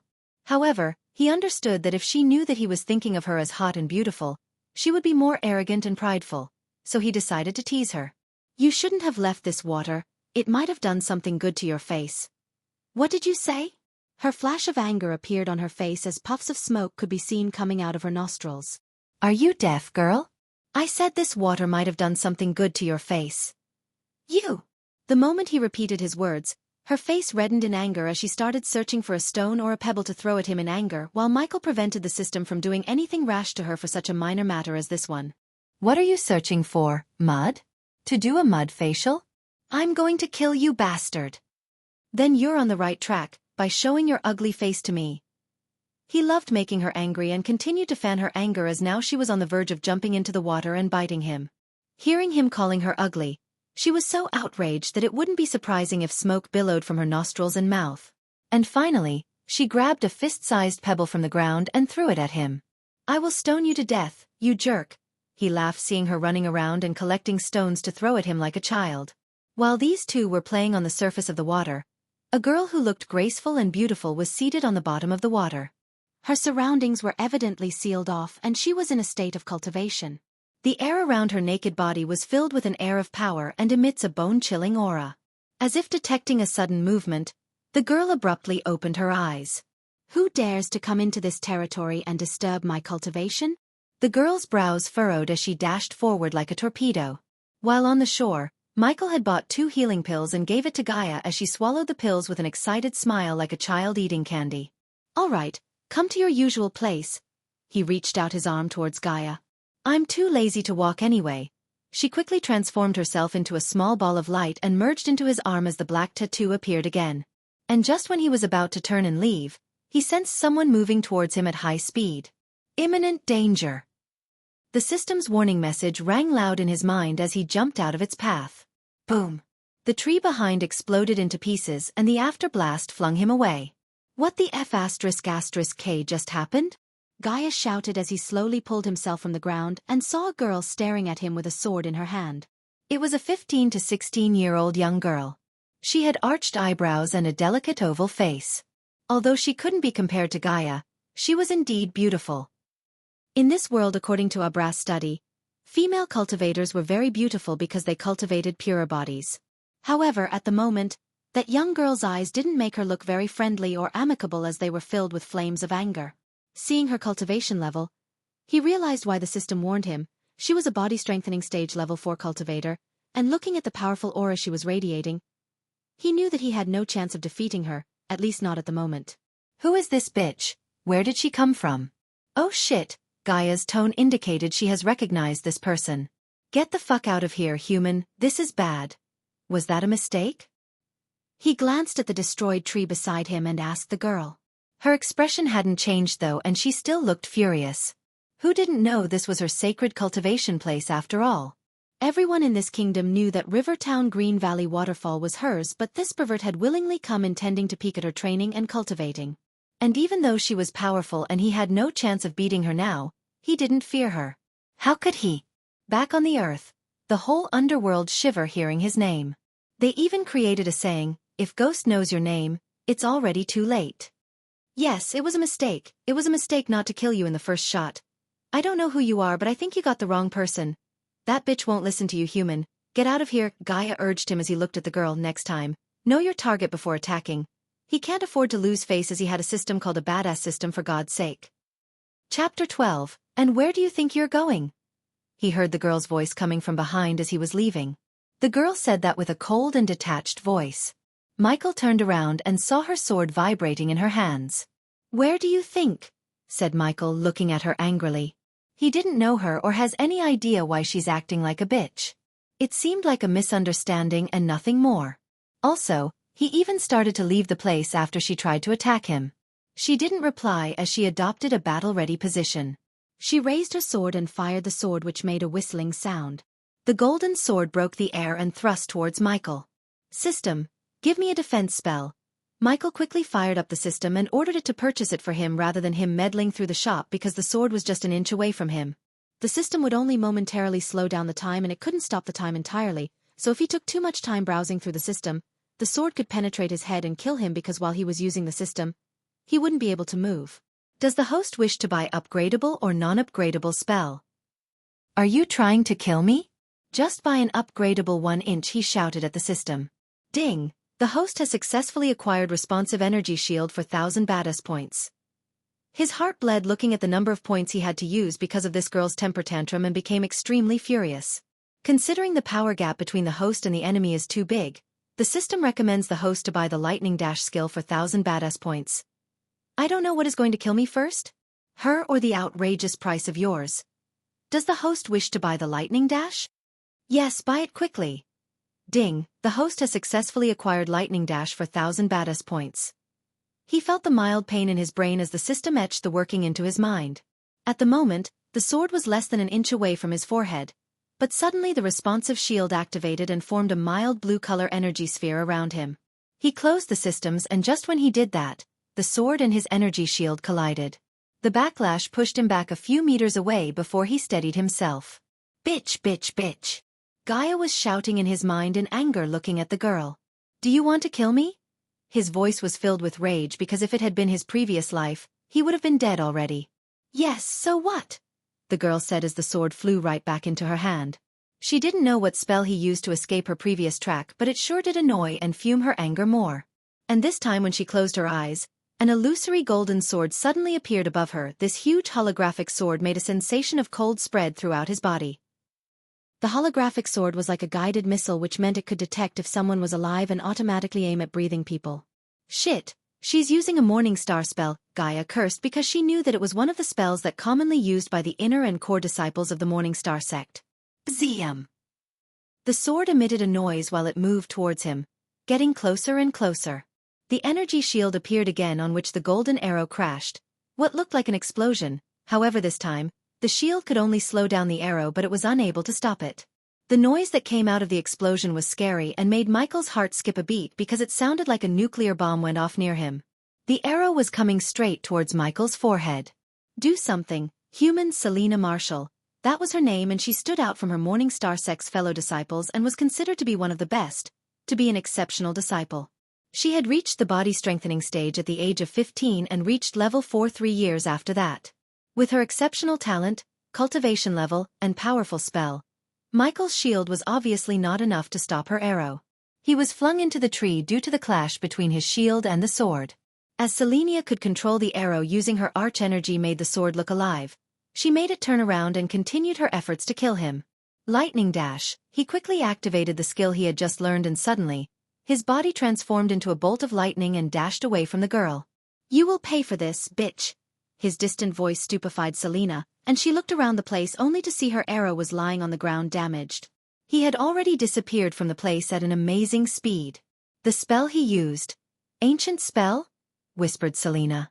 What the F***K did you do to that bitch? Why was she attacking us? He was still moving like a lightning bolt when he heard Gaia. I don't know, I think she was cultivating in there and assumed me as an intruder or something. You think?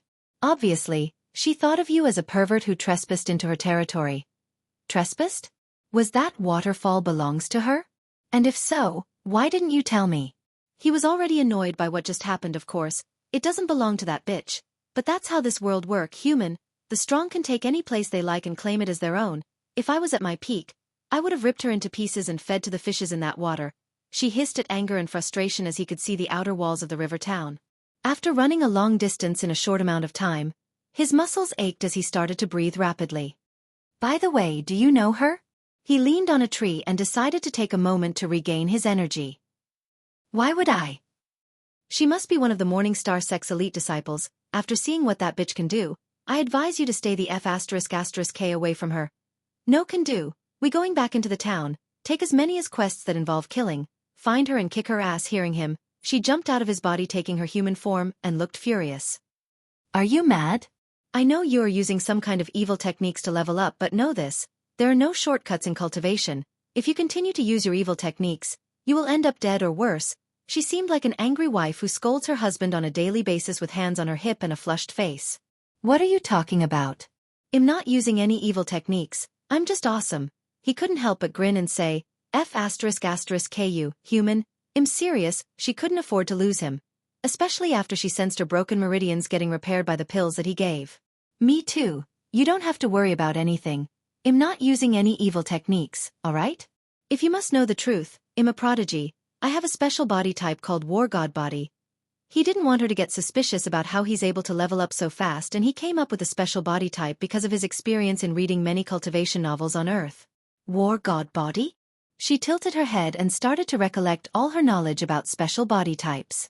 And even though she didn't have any idea about the body type of War God, she did learn that there are many mysterious body types that exist in this world that no one knew about, and besides, how could he break through so quickly without using any pills or potions? I let you in on a secret, don't tell anyone, okay? Looking at his earnest expression, she grinned. All right, since you're being truthful to this princess as well as helping me, I can keep your secret. He knew she was thinking. He started to trust her and maybe use this secret to get more pills, except everything he had just told her was nothing but lies. Come on, come to daddy. He raised his hands like he was asking for a hug and winked at her as she rolled her eyes. Gross, human, I hope she kicks your ass again just for that mouth of yours. She disappeared and appeared again as a tattoo on his arm. Be careful in the town, human. You already pissed off one major bitch and might have pissed off another group by taking their quest. From now on, stay the F***K away from the Morningstar sect disciples until you at least reach the body refining stage level 6 or 7. Geez, do you hear yourself? F***K this F***K that. You're a princess, for God's sake. Try to act like 1 inch. Sorry, big brother. I'll be more refined and ladylike from now on. I know I've not been always polite and respectful towards a senior like you. Please forgive me. She sounded so feminine and soft in his mind, unlike before, but he frowned. Are you going to forgive me, big brother? He knew she was acting, but it was a pleasant feeling in his mind to hear this sweet, gentle voice. Yes. Well, take your forgiveness and shove it far up your ass and take it out from your F***king mouth and shove it up to your ass again and repeat this until you F***king die. Now she's back. Chapter 13. The guards in front of the gate recognized him and let him in without asking any question, but they had a surprised look on their faces. Looking at their faces, he walked towards them with a smile and retrieved 10 silver coins from his pocket. You guys are working hard, here, take this and have a good day. He grabbed the guard's hand and placed the coins in his hand as the guard was dumbstruck. Don't spend it in one place. Thank you. Young master, the guard stuttered and his eyes sparkled with respect and joy. See you guys later. Michael waved at the guards as the other guard quickly opened the gate for him. Why did you give our coins to those idiots? Gaia sounded irritated as he couldn't help but chuckle. Since when did it become our coins? He emphasized the word our as she answered. Don't be an ungrateful bastard, human. We're in this together, aren't we? You change your colors faster than a freaking chameleon, girl. Unlike yesterday, many shops including smithies and bakeries were open and more people were walking on the streets. I did that because it's always better to have contacts in various places. Having valuable contacts is as much as important as having money. You bribed them. I like it. Gaia approved with a small giggle since she too bribed many people in Nagaland to get what she wanted, but the royal family of Nagaland opposed her methods, calling it immoral. Consider it as a small gift. Tell that to the dumb curs in the Nagaland. While talking with Gaia, he reached the guild building as the groups of adventurers kept staring at him. What are you looking at? You maggot, you said it yourself. They can't hear you. Just ignore them. Please save my mum, I'll pay you, please, adventurers. And just when he opened the front door, he saw a little girl crying in the middle of the hall. The little girl's face was pale as her clothes were torn and dirty. Leave this place, peasant. You can't afford our services. What if they destroyed your village? You ants should have paid them. A youth wearing fancy armor was shouting at the girl while the other adventurers looked at the scene like they were watching a cinema with popcorn. Please, I can pay you. The little girl showed the youth a small silver pendant as everyone who saw the pendant started to laugh at her. But soon the youth's face turned serious. I don't want to get my hands dirty by throwing you out. So go. The little girl was shivering in fear, feeling the powerful aura he was radiating, but she shook her head. No, you have to help me. Mum said you all are heroes who help us. Lightning dash. Just when the youth lifted his leg to kick the little girl, Michael dashed forward like a lightning bolt and grabbed his leg. The girl squealed, seeing him suddenly appear before him. Get out of my face before I kill you. How heartless could they be? She was only a 6 or 7 years girl begging for their help, but these people were laughing at her misery. Even if they didn't like to help, the least they could do was not making things worse. Michael pushed the youth as he stumbled back and fell on the table behind him. Looking at the little girl, he slowly wiped out the tears on her face and let out a gentle smile. I'll help you, show me the way. He didn't take the pendant but put the pendant back on her chest. How dare? Zzz. When the youth stood up with a clenched jaw, Michael pointed his hand at the youth and shot bolts of lightning at the youth. Ding! Congrats to the host for killing a body refining stage. Level 6 cultivator. The reward is 4,500 experience points as well as 300 badass points. The scene dumbfounded the adventurers and the guild staff as their faces were full of shock. Just one move was able to do this? They saw a huge burned hole in his chest and there was still smoke coming out of his dead body. He had dispatched a body refining stage, level 6 cultivator in a single move, and he was only a foundation stage level 9 cultivator. How was this possible? Michael already closed the little girl's eyes with his one hand, and looked at the others to see if anyone dared to step forward to avenge the youth. The remaining members of the youth's group were shocked as well as their mouths opened wide in fear. The way they looked at him took a tremendous change. Their arrogant facial expressions gave way to that of fear as though they were looking at a strange beast. The girl who he met before was shaken as well. She gawked at Michael. His eyes were opened extremely wide. Let's go, little girl. He took the girl's hand and walked out of the guild as little cracks of lightning still danced around his fingers. Where's your village, little girl? He lifted the girl up and asked as the girl pointed her fingers at the east. It's far east from here, adventurer. Me lord, there's a tall watchtower in our village. Hold me tight. He held the little girl tight against his chest and dashed towards the east, turning his body into a bolt of lightning. After a minute or two of running, he noticed black smoke on the horizon as well as a burning tower that seemed like the watchtower the girl mentioned. His face became serious when he got closer, and when he stopped running, what welcomed him was a burning village and burned corpses. No! The little girl screamed and tried her hard to jump out of his hands. The entire village burned in a sea of red, yellow, and orange. Michael watched as the flames ripped their way through the buildings before him. Tendrils of smoke were reaching desperately into the sky as if trying to escape the blazing inferno below. What happened here? Gaia's voice was grave and serious as he rushed towards the village to find any survivors while the girl kept screaming for her mother. Once a charming peaceful village now turned into nothing but ashes and debris. The smell of burning corpses even overwhelmed his nose as he held the little girl's head against his chest without letting her see all of this gore. Some of the bodies had deep cuts while the others looked like they exploded as he kept walking in the hope of finding a survivor. Someone's alive. Suddenly he sensed a life sign near him in a burning house. Gaia, come out, he ordered Gaia as she emerged out of his body and closed his nose and mouth due to the stench. Hold her. He quickly gave the little girl to Gaia and dashed into the burning house. Hey! She shouted, but he already went inside the burning home. Our home, Mom. Dada. The girl tried to wiggle out of Gaia's hold, but she didn't let the girl. This is your home, tiny human? Inside the house, the responsive shield had already activated and shielded him from the flames, but he could feel the scorching heat. Cough, cough. The smoke started to fill his lungs when he reached a small room where he sensed the survivor. Except through the smoke and debris, he couldn't find someone. But when he stepped forward to remove the wreckage, a creaking sound appeared from the ground. He didn't waste any time and quickly cleaned the dust and ashes from the ground using his bare hand and found a handle. Shit, when he opened the underground door, he found a woman holding a 2 or 3 month baby in her hand. She had lost consciousness and barely had a heartbeat, and the baby was silent and lied in her hands without moving. He immediately lifted the woman and the baby from the hole and activated the lightning dash. In Gaia's hands, the girl never stopped her screaming and crying while Gaia gawked around to see if the Cuprites were still around. Human! Suddenly she saw Michael rushing out of the home with another human, an even tinier human in his hand. Mom! Cough, get out of here! He held the woman in one hand and grabbed Gaia in the other.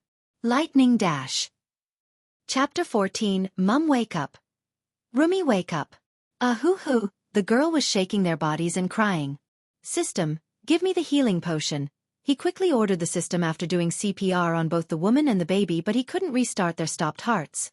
Just after he ordered the system, a small vial of blue liquid appeared in his hand. Move, he pushed the little girl and opened the baby's tiny mouth. Human, what are you doing? As far as Gaia was concerned, their hearts stopped beating and they were long dead. But at first, he was pumping their chests and now he was pouring some liquid into the baby's mouth. She couldn't guess why he was doing this. However, her eyes went wide when she saw the color returning to the baby's body as the tiny human moved its legs. He was in no mood to rejoice. He needed to save this little girl's mother, or they would turn into orphans like him. Without thinking about the preciousness of the healing potion, he poured every last drop of it into the woman's mouth and waited for her to wake up. Cough. After a few seconds, the woman suddenly opened her eyes and coughed a lot of blood. Mom! Cindy! The girl jumped right into her mother's arms as the woman showered the little girl with kisses. Yuara! The baby also began to cry and announced its presence to the mother. Rumi! Gaia and Michael stood silent on the sidelines waiting for the three of them to finish crying. Ding! Congratulations to the host for saving the people in need. The reward is 300 Baddest points and the Windblast skill. The system's voice appeared in his mind, but before he could check out the Windblast skill, the woman shouted. The children! Suddenly the woman's eyes widened as she cried out loud. Young Master Rion, the children! She was pointing in the opposite direction of the village, to be exact the Riversider. What? There are survivors, yes, young master. Please save them. Hey system, do I get rewards for saving people too? It depends on the people or person who need help, host. What do you mean by that? It means the system won't reward you if you get manipulated to help or the person who asks help was using the host. In such situation, if the host does help that person, the system will not reward the host but take away some points as a penalty. Roger that system. He was not planning to help everyone in this world like some kind of Samaritan, but when he saw that little girl crying for help, he couldn't stand there and do nothing. It was a basic act of humanity, and although he was not entirely a good person, he was not that cruel not to do anything when a little girl like her asking to save her mother. The cabin, please, young master. The woman stuttered and kept pointing in the same direction as before. Stay with them, he said and dashed towards the river, leaving Gaia with the mother and daughters. Does he think I'm his servant? She was a princess and she was supposed to order this human around, yet she had to put up with him so she could get the pills from him to repair her meridians. After reaching the river and running on the shore for a few minutes, he finally picked up a trail, and looking at the amount of blood, he hoped it didn't belong to the kids. The blood trail led him into the woods, and at last, after following the trail for some time, he saw a wooden cabin surrounded in the distance. As he got closer, he sighed in relief, sensing the life signs inside the cabin. Knock, knock. He knocked on the door because after hearing the murmuring voices of little children. The demons, they came for us. Hey. What do we do? Hoo-hoo, the children were sobbing and held each other tightly in fear. Kids, don't be afraid, I'm here to save you. Open the door. Hey Rion, are you inside? He couldn't open the door and realized that the door was manned from the inside. Brother Rion, wake up. Wake up. Michael knew he must have died inside.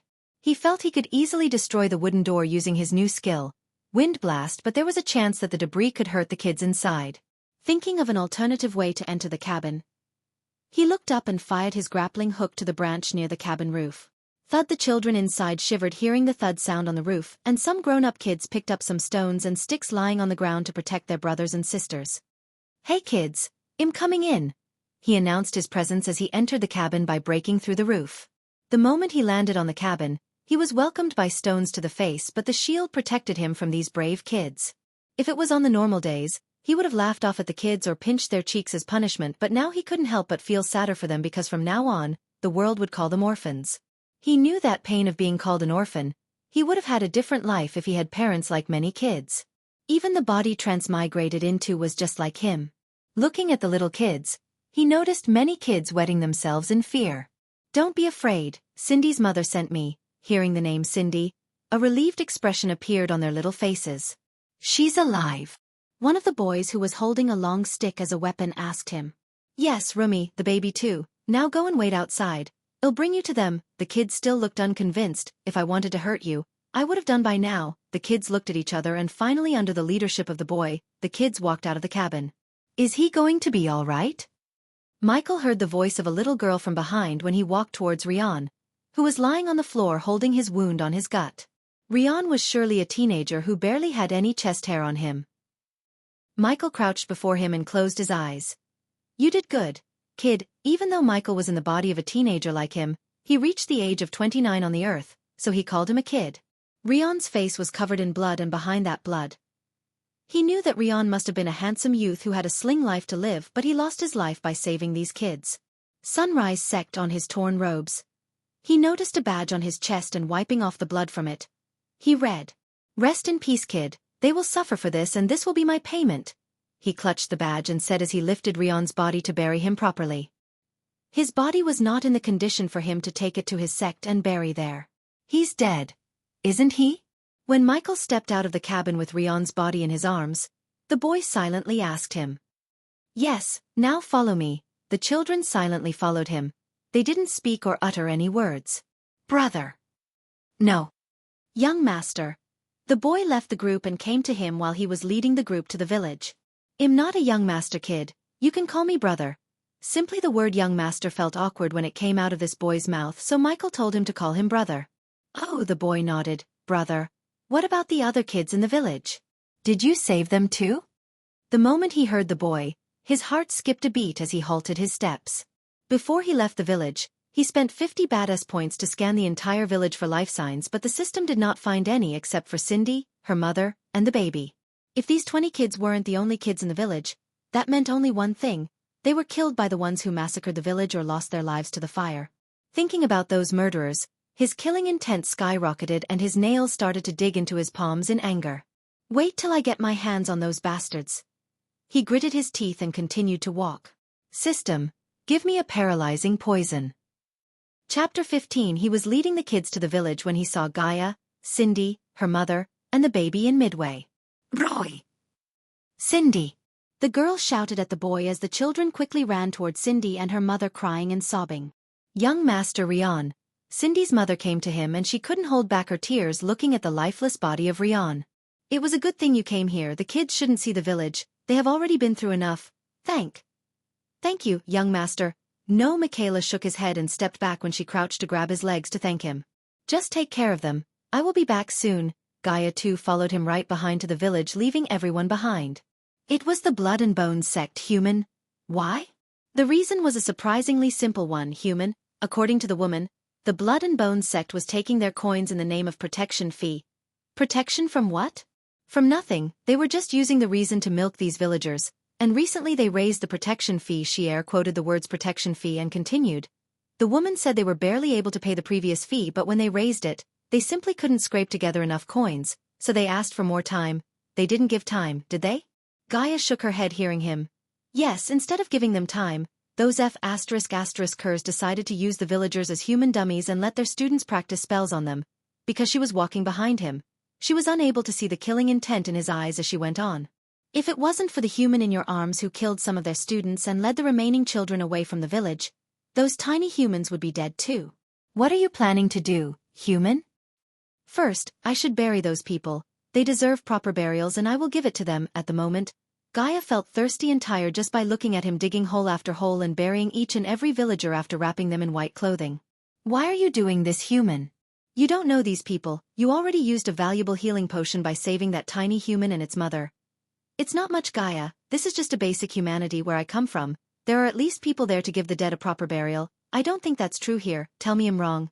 I don't know where you came from, human, but here this how things are in this place. There's only one rule, the rule of the jungle. If you are not a predator, you're a prey. Michael took a deep breath and stabbed the shovel into the ground as Gaia noticed the look of unwavering determination on his face. Then I will be the strongest, most powerful predator this world has ever seen and hunt every dirtbag in this world. Ding! Congratulations to the host for setting a goal. The host will receive a reward of 450 badass points and a healing potion. Little by little, he started to apprehend the reason when he was sent to this world with the system. Until now, he had never thought that this world would be this much messed up where the strong could hunt down and massacre people like they were nothing. In his previous life, every person he killed was a crook or criminal in some way that they were better dead than alive to the world. Not once in his life he took an innocent life. Even a hitman like him had a moral code, but the cultivators in this world had nothing, not even a shred of mercy towards these poor people. He knew the little girl Cindy must have walked for hours to reach the guild and ask for help, but none of them were willing to help her but only tried to chase her away.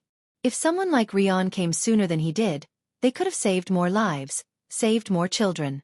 If he was on Earth, he would have paid a hefty sum to these people and left because he had no power back there to change the entire world.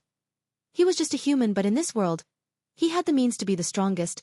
He had the most powerful weapon in this world, the system. The remaining bit of a brass soul changed the way Michael looked at this world and influenced his mindset. After burying all these people, he understands his place in this world and realized what he needs to do. I'm going to do what I do best, kill people. Host, Michael cultivation level, foundation stage, level 9 experience points, 24500/25,000 badass points, 2,000 current skills, lightning dash, level 1 ignitia, level 1 wind blast, level 2 passive abilities. Environment scanning, level 1 responsive energy shield, level 1 occupation, adventurer status. Healthy goals, be the strongest predator in this world. Subordinates. Gaia, loyalty level 10%. Notable skills, above average in marksmanship, proficient in close combat. System, how many points to upgrade the energy shield? Level 2 of the responsive energy shield will be able to completely block all the body refining stage and body strengthening level 2 attacks. 1,500 points required to upgrade to level 2. Do it. He didn't need another offensive type of skill or to upgrade the ignitia as he had the knife to kill anyone under the body strengthening stage level 6. In an all-out fight, the shield would be a lifesaver, so he didn't hesitate to spend the points and upgrade it. Gaia, did you ask the woman the location of the sect? Don't be rash, human. Although this sect was newly founded one, the woman said the sect leader is a body-strengthening level 2 cultivator. She thought he would be afraid or at least slightly shaken, but unexpectedly, he was grinning. It seems the universe itself want me to kill them. When he decided to upgrade his shield, he had never guessed it would make him invincible before them. With his shield, even their strongest, the sect master himself wouldn't be able to stop him from exterminating them. Gaia, his grin disappeared and replaced by a stern look. From this moment, on my path, I will kill a whole lot of people and make many enemies, probably powerful ones, so if you want, you can leave. He was 99% sure that she wouldn't leave, but he wanted to warn her, and if she chose to leave, he would let her. What the F***K are you talking about? Without my cultivation, Nagas would eventually find and kill me, or worse, she sighed and continued. But with you, at least I have a chance to repair my cultivation and kill that bitch, so this princess will stay with you. Good choice. Stick with me and I will not only heal you, but I will also help you take your revenge, deal. He reached his hand out as Gaia shook his hand with an ear-to-ear grin on her face. After burying the final body, he cleaned the sweat and stench off his body by bathing in the well and dried his clothes and body by creating hot air around him using the arch energy. Let's go. He took Gaia and went on his way to meet the children and the woman on the outskirts of the village. Young master, young miss, when the woman saw him and Gaia, she came running. Most of the children were sleeping while the baby in her arms seemed tired of crying in hunger. Is there any place you can take kids and settle down? No. Young master. The woman shook her head as tears started to flow out from her eyes thinking about their future without her husband to provide for them. System. Do you have grocery items and utensils to cook? The host should know by now that if the host has badass points, the system can provide the host anything. All right, the woman was startled looking at the vegetables, bags of rice, and utensils appearing out of nowhere before them. Don't refuse, take this and start cooking. When I come back, I will help you find a new place to settle down. He wiped the tears off the woman's face as the woman nodded and let out a gentle smile. Young master, what do we call our savior? Gaia looked forward to hearing his name since he had never told her his name and obviously Ghost was not his name. What that exists also doesn't exist. You can call me Ghost. Ding! Congratulations to the host for successfully being a badass. The reward is 50 badass points and a teleportation scroll. Chapter 16, Sister Clara, do we have to invite this sinister sect to the ceremony? At the moment a group of 6 people was dressed in silver and yellow uniforms and their flying swords soaring through the air. The group had 3 boys and 3 girls. The prettiest red-haired girl in the group was flying in front leading the group, and when her junior sister asked the question, she nodded.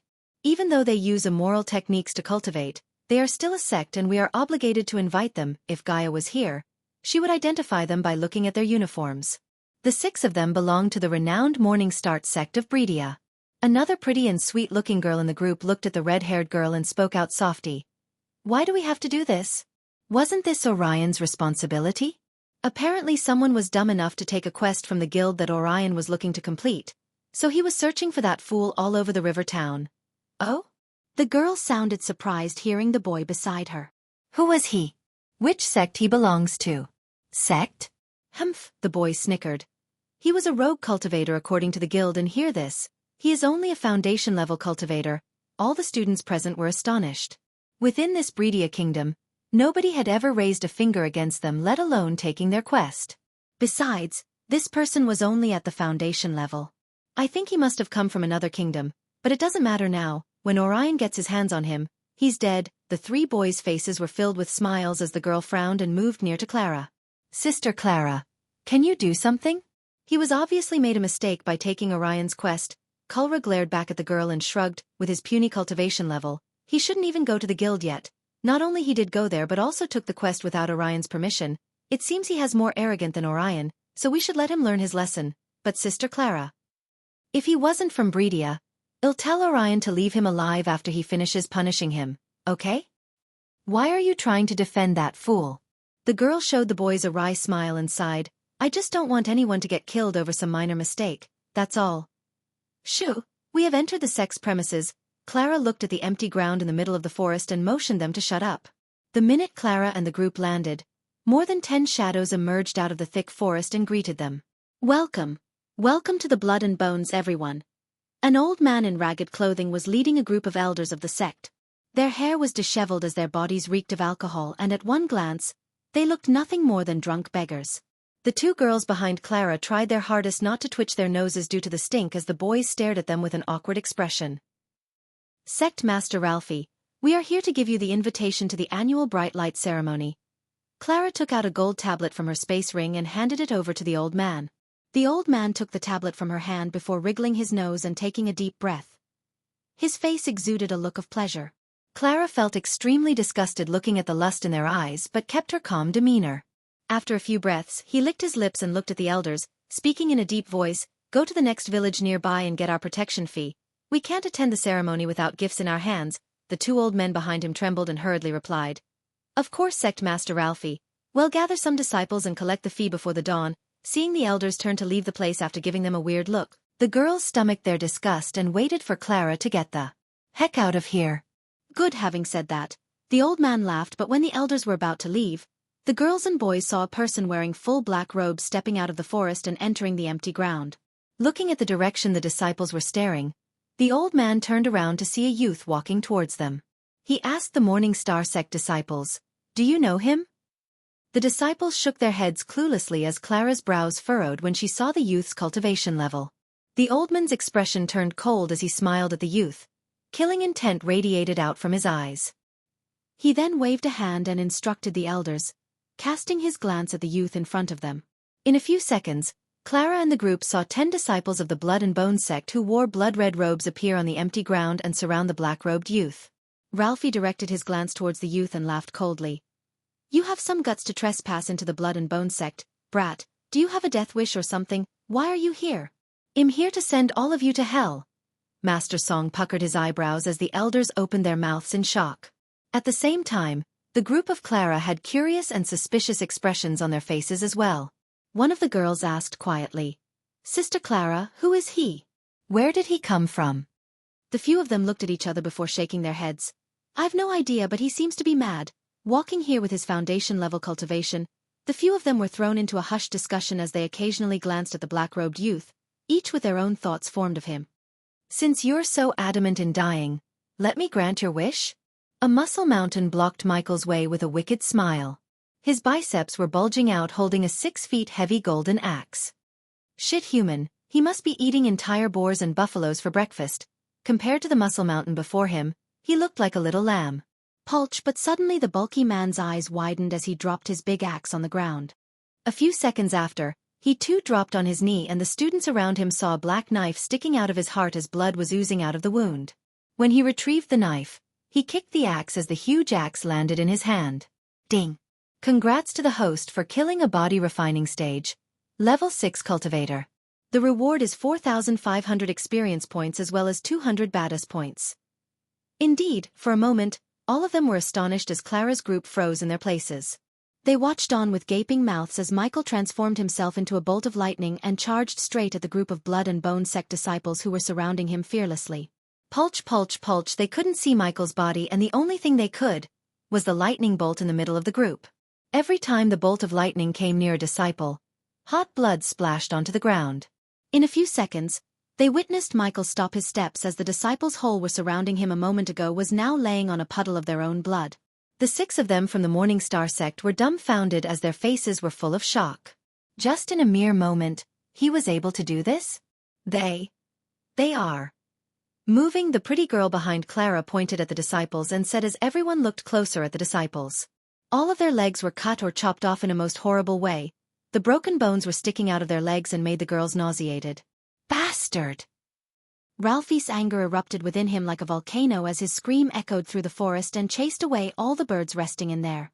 In that instant, even without needing Ralphie to shout at them, the Blood and Bone sect disciples rushed towards Michael with faces of evident rage.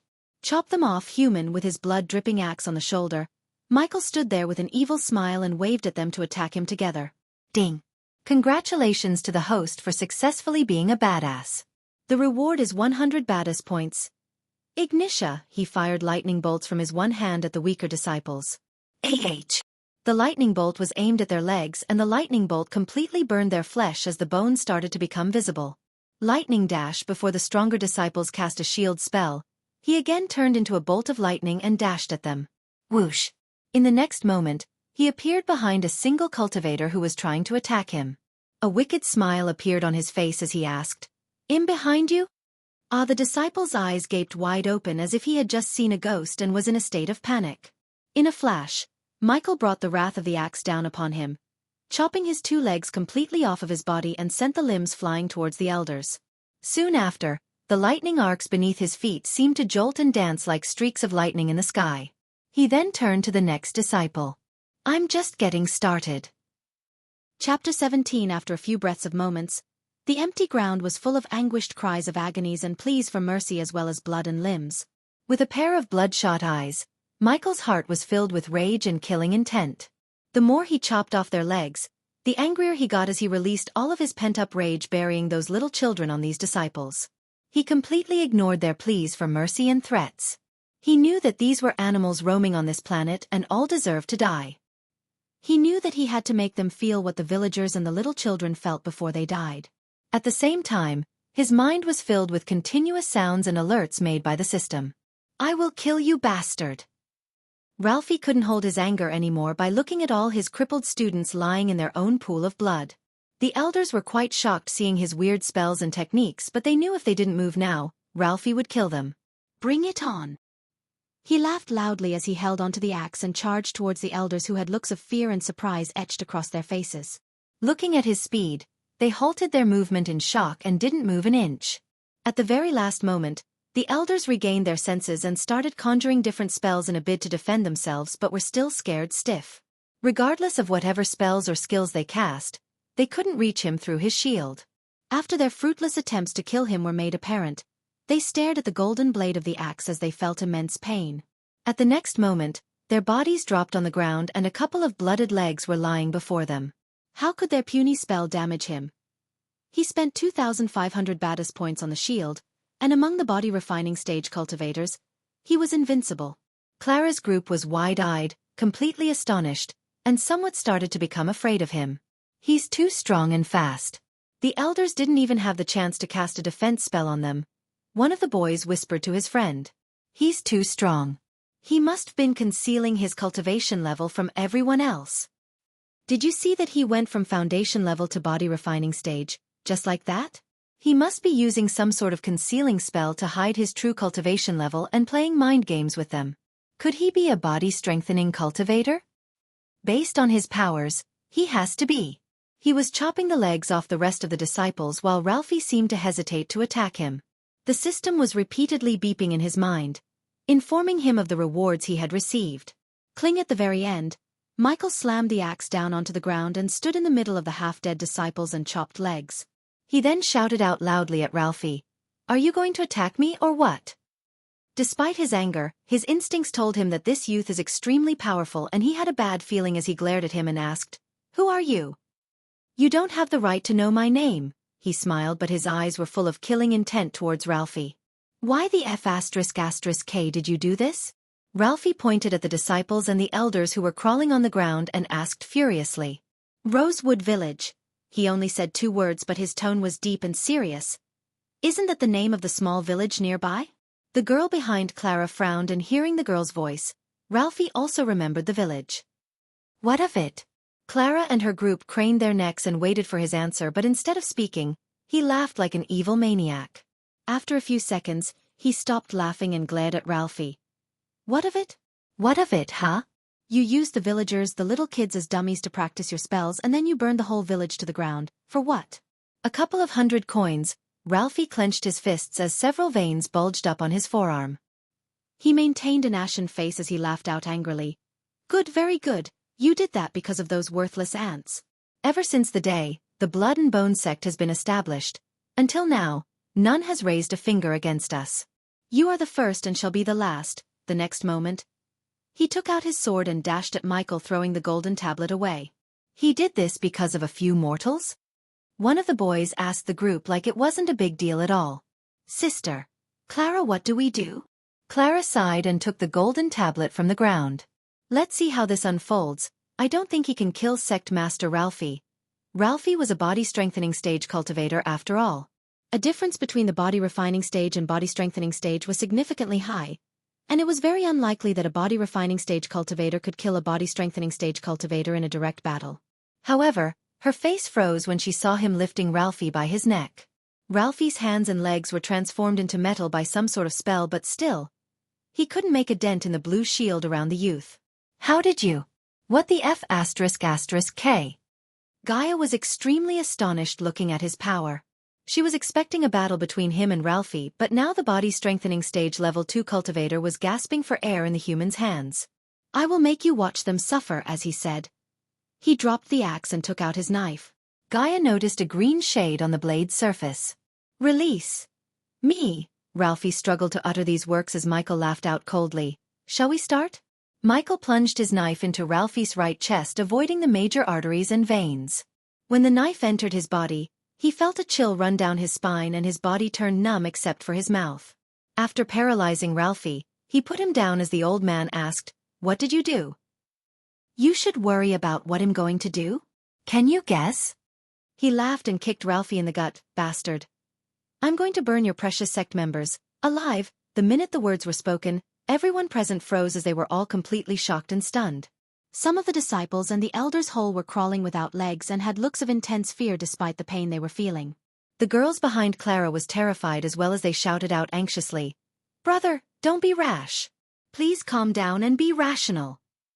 You already shed enough blood and crippled their cultivation, that's just worse than death for a cultivator. If you kill and burn them, you will be no different than the Blood and Bone sect." Clara nodded and shouted without stepping on the blood-soaked ground. But he had already turned himself into a bolt of lightning, as they witnessed the bodies of the disciples were piling up on the center of the ground. "Don't listen to these bitches, human, you're right. We must slow roast them in the fire, like chicken." "You're wrong," he said when he stopped moving as Clara's group had a bad feeling looking at his face and the killing intent in his eyes. "I'm worse than them." Red color appeared in his hand. The girls twitched their noses smelling the strong stench when he started to pour the liquid on the growling bodies of the elders and the disciples. "No!" The minute Ralphie screamed out in terror, the lightning bolt from Michael's hand hit the pile. The group was so terrified that the two girls screamed out in horror. Their expressions were aghast, disbelieving of whatever they were looking at. The dark red flames were burning as high as a full-grown tree while they could feel the heat coming from the flames. Even Clara, who participated in many battles as well as the boys, were horrified. It took them a long time to regain their initial composure. Ding! Congratulations to the host for successfully being a badass. The reward is 200 badass points. Ding! Congrats to the host for killing a body refining stage. Level 6 cultivator. The reward is 4,500 experience points as well as 200 badass points. Ding! Congrats to the host for killing a body refining stage. Level 7 cultivator. The reward is 5,000 experience points as well as 200 badass points. Ding! Congrats to the host for killing a body refining stage. Level 8 cultivator. The reward is 6,000 experience points as well as 200 badass points. Ding! Congrats to the host for killing a body refining stage. Level 10 cultivator.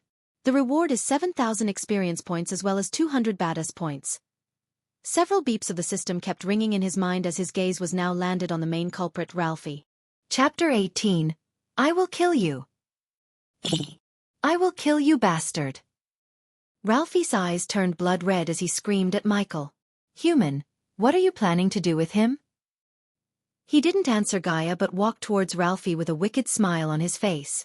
I'll make an example out of you. Shut up. Michael punched Ralphie using his full strength as his two front teeth flew out of his mouth. What? What is he going to do? The girls stuttered and watched him wrapping Ralphie's body in with white clothing like a mummy. Aren't we going to roast him in this fire, human? No. Hey look, that young master is coming. What is he dragging?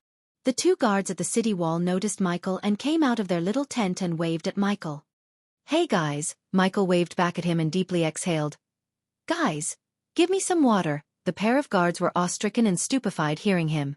You don't have some? We do. But young master, the two guards had a perplexed look on their face.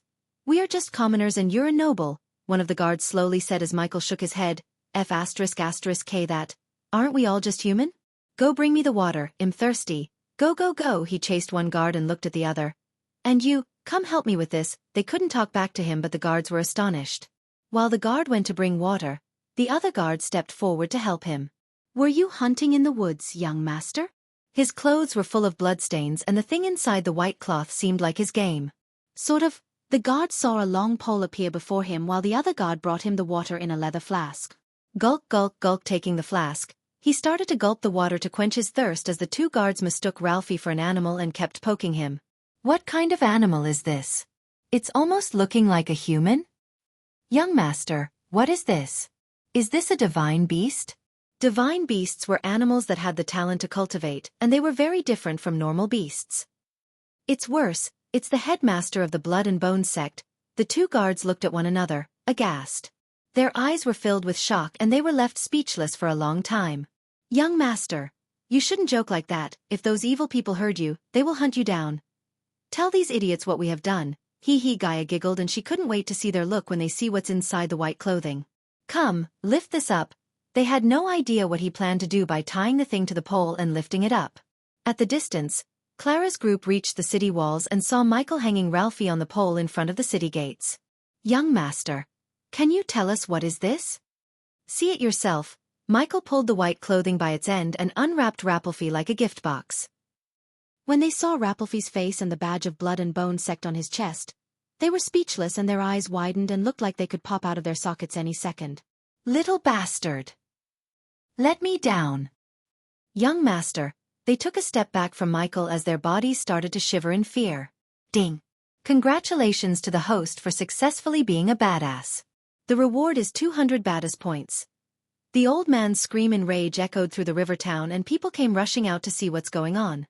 The men and women who saw the scene were astounded as their hearts skipped a beat looking at Ralphie, the infamous sect master of the Blood and Bone sect. The people widened their eyes as they stared at Michael unbelievably, looking horrified while the system was continuously ringing in his mind and awarded him with badass points. "Young master, the Blood and Bone sect," the guard came to say something but he raised his finger and stopped him. "There's no more Blood and Bone sect. I've burned them all and this scum will be next." A ball of green glue appeared in his hand when he said. Looking at the green glue and the murderous look on his face, Ralphie tried to wriggle but his body refused to move an inch. They didn't expect the once cool and handsome young man would hunt down the entire Blood and Bone sect as well as capture its leader alive. The guards and people couldn't help but step back in fear, feeling the killing intent radiating from him, and Clara's group themselves haven't seen such tremendous aura from their own seniors before. It was absolutely terrifying. Michael threw the green glue at Ralphie and witnessed it slowly spreading and enveloping his body. The green glue was some kind of substance he bought from the system. He wanted to burn him slowly and inflict as much as pain he could, so when he asked the system to do something like that, the system recommended the green glue. "What? What is this?" Ralphie panicked seeing the glue spreading all over his body as he shouted at Clara's group who were looking at the scene from a distance. "Do something! Help me! AH!" But when he was shouting, a small crack of lightning hit the green glue and started the fire. "No, no, no, no, ah! On your way to the afterlife, apologize to everyone you killed in the Rosewood village. HHHH. The women and the girls were rather traumatized looking at the scene, including the two girls in Clara's group. Some people threw up due to the smell of a burning body. The youth's rage and resolution to kill was very vicious and bloodthirsty as any member of the Blood and Bone sect, which left a very deep mental scar within the female disciples' hearts. He killed all of them horribly and painfully. A man with such a cruel nature. "We shouldn't offend this devil," Clara warned her rest of the group as they nodded. Originally, when they first heard him saying he's going to exterminate the Blood and Bone sect, they thought he was a madman and going to be killed by Ralphie's students. Who knew that he would not only kill the elders and students but also burn Ralphie alive. Furthermore, he was just alone and they were at least 30. Scary. "This is too scary. He's too powerful," the few of them softly muttered in their hearts. Ding.